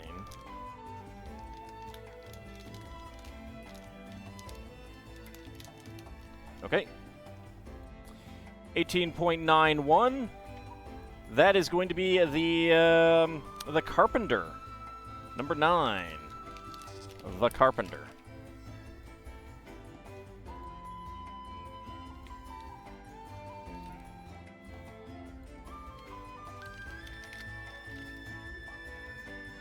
It is indeed the Carpenter, which has basically the same hat and hair, but both are different colors. We got red and bright orange, standard brown with, I think maybe nougat. So that is our 10th Carpenter.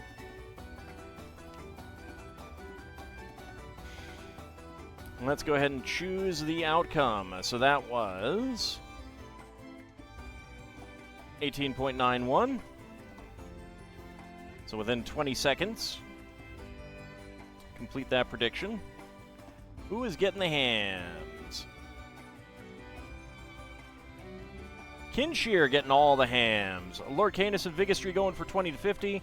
Shield of Hope going for 50 to 60. And Bahamut going for no.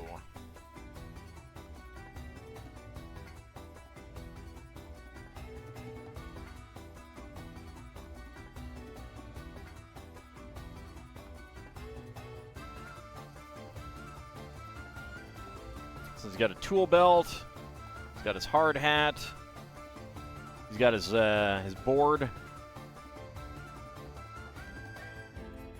And he's got his saw. All ready to do some cutting. All right, I did mark that down. All right, so that is that one. Finally, the last minifig for the evening is going to be our F1 Racer.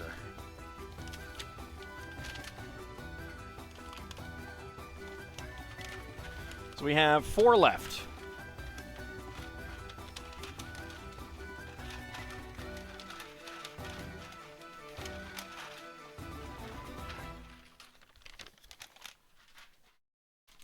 shake them all up. All right. So let's start the prediction. 1, 2, 7, and 10 are the ones that we have not gotten. So we can all guess what is inside the minifig pack box. So 4 for Vigistry, you need to re-roll. Dice wanted 10, all right. Let me get my scale out. So I will shake it and make a guess. Not the D6, the D20. So the D12 will be a roll for one of them. I will mark down my guess with the D10, and the D20 will be the guess for the weight. Die keeps coming to 4. Well, you might want to shake it a little bit more, because it can't be 4. I mean, I could have gotten this wrong, or they could have mislabeled one. I suppose that's possible. Minotaur and Leonin in a noir detective film solving the mysterious disappearance of the ham. Pretty sure that's not going to be inside the F1 Racer minifig box. Pretty sure. I'm not sure exactly what's telling me that, but I don't know. It seems unlikely to me. So go ahead and get your predictions in. Can I guess what is inside the minifig pack? What if they were driving race cars? Well, F1 race cars would have to be. So get your predictions in. Can I guess what is inside the minifig pack? Box thingy. Majig.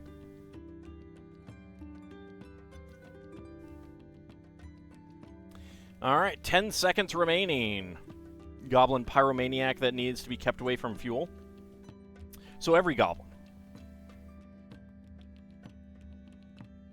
Alright, predictions are closed. Alright, first of all, let's go ahead and let me do a shake and guess. Okay. I think I'm hearing dark blue, so that's number 1. The number 1 there. That's the guess. The die says can't be 5. Can't be 3. The die says 2. And let's see what the weight says. The weight at 24.46, just like all the others. Ooh. Obviously, that has to be 10. Okay. So let's see what it is. Get my scanner up.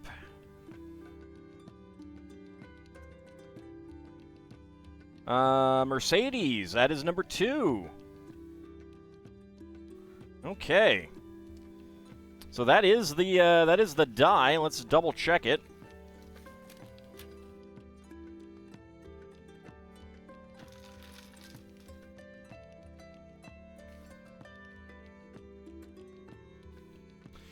All right, let's choose the outcome.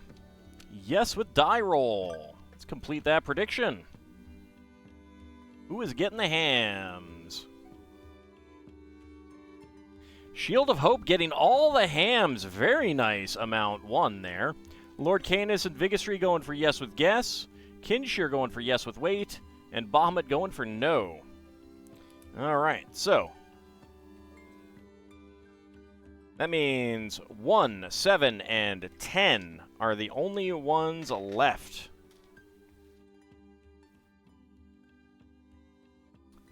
Let's go ahead and assemble our race car.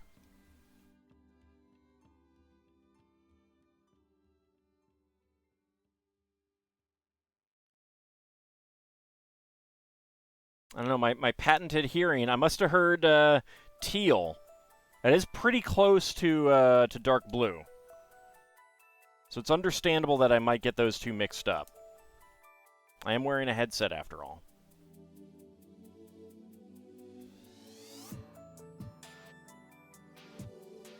You'll be here for Halloween? All right, have a good night, Vigastry. I, too, will be here for Halloween. I know that may surprise some of you.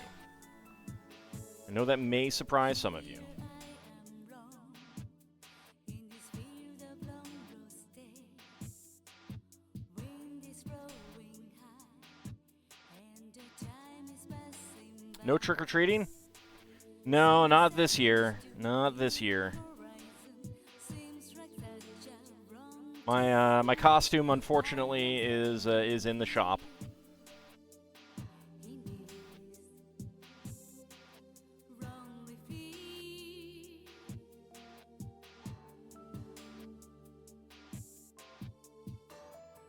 Yes, I will be dressing up as a human. The question is, what kind of human will I be dressing up as? That is the real question. I'm thinking that I might go as a Let's Player.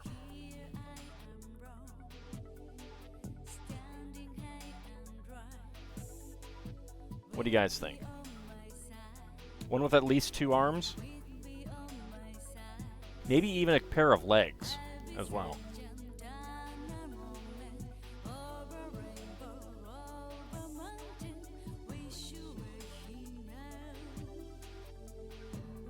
All right. The only other color on this is a red 1x1 plate. There is our Mercedes. Teal helmet is nice. Spare parts, we have a black 1x1 tile slope, a black 1x1 quarter cylinder tile, and a black 1x1 cylinder tile with top peg. Those are the extra pieces. Okay, I did mark you down. Yep. All right, so that is all the minifigs. Go ahead and get that put away. So we will be back on Friday for some more Lego building. I still might be back tomorrow, probably at 4, if I'm going to do it, for Dragon Quest 1 and 2 to start that off. But I might get busy. I don't know. I do have recording with Zerfall tomorrow night, so it depends. And I do have some stuff to do earlier in the day, so I'm not sure if I will get enough time. But if I do, I will be streaming that tomorrow. Otherwise, we'll be back on Friday, Halloween, for some more Lego building, getting some more spooky sets going. Get these back on the camera. Yeah. This is what we built for tonight. We'll be back on Saturday for some more Spelljammer, and next Monday, we will not be Lego building. We will be playing Dragon Quest 1 and 2. I'm really looking forward to that. So I want to thank you guys for coming on out tonight. Let's see if there's anyone on to raid. Let's see.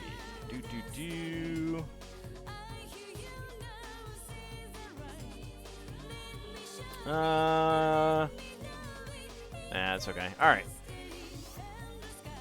Okay, so we will either be back tomorrow or Friday. I want to thank you guys for coming on out, and I shall see you next time. See you then, everyone.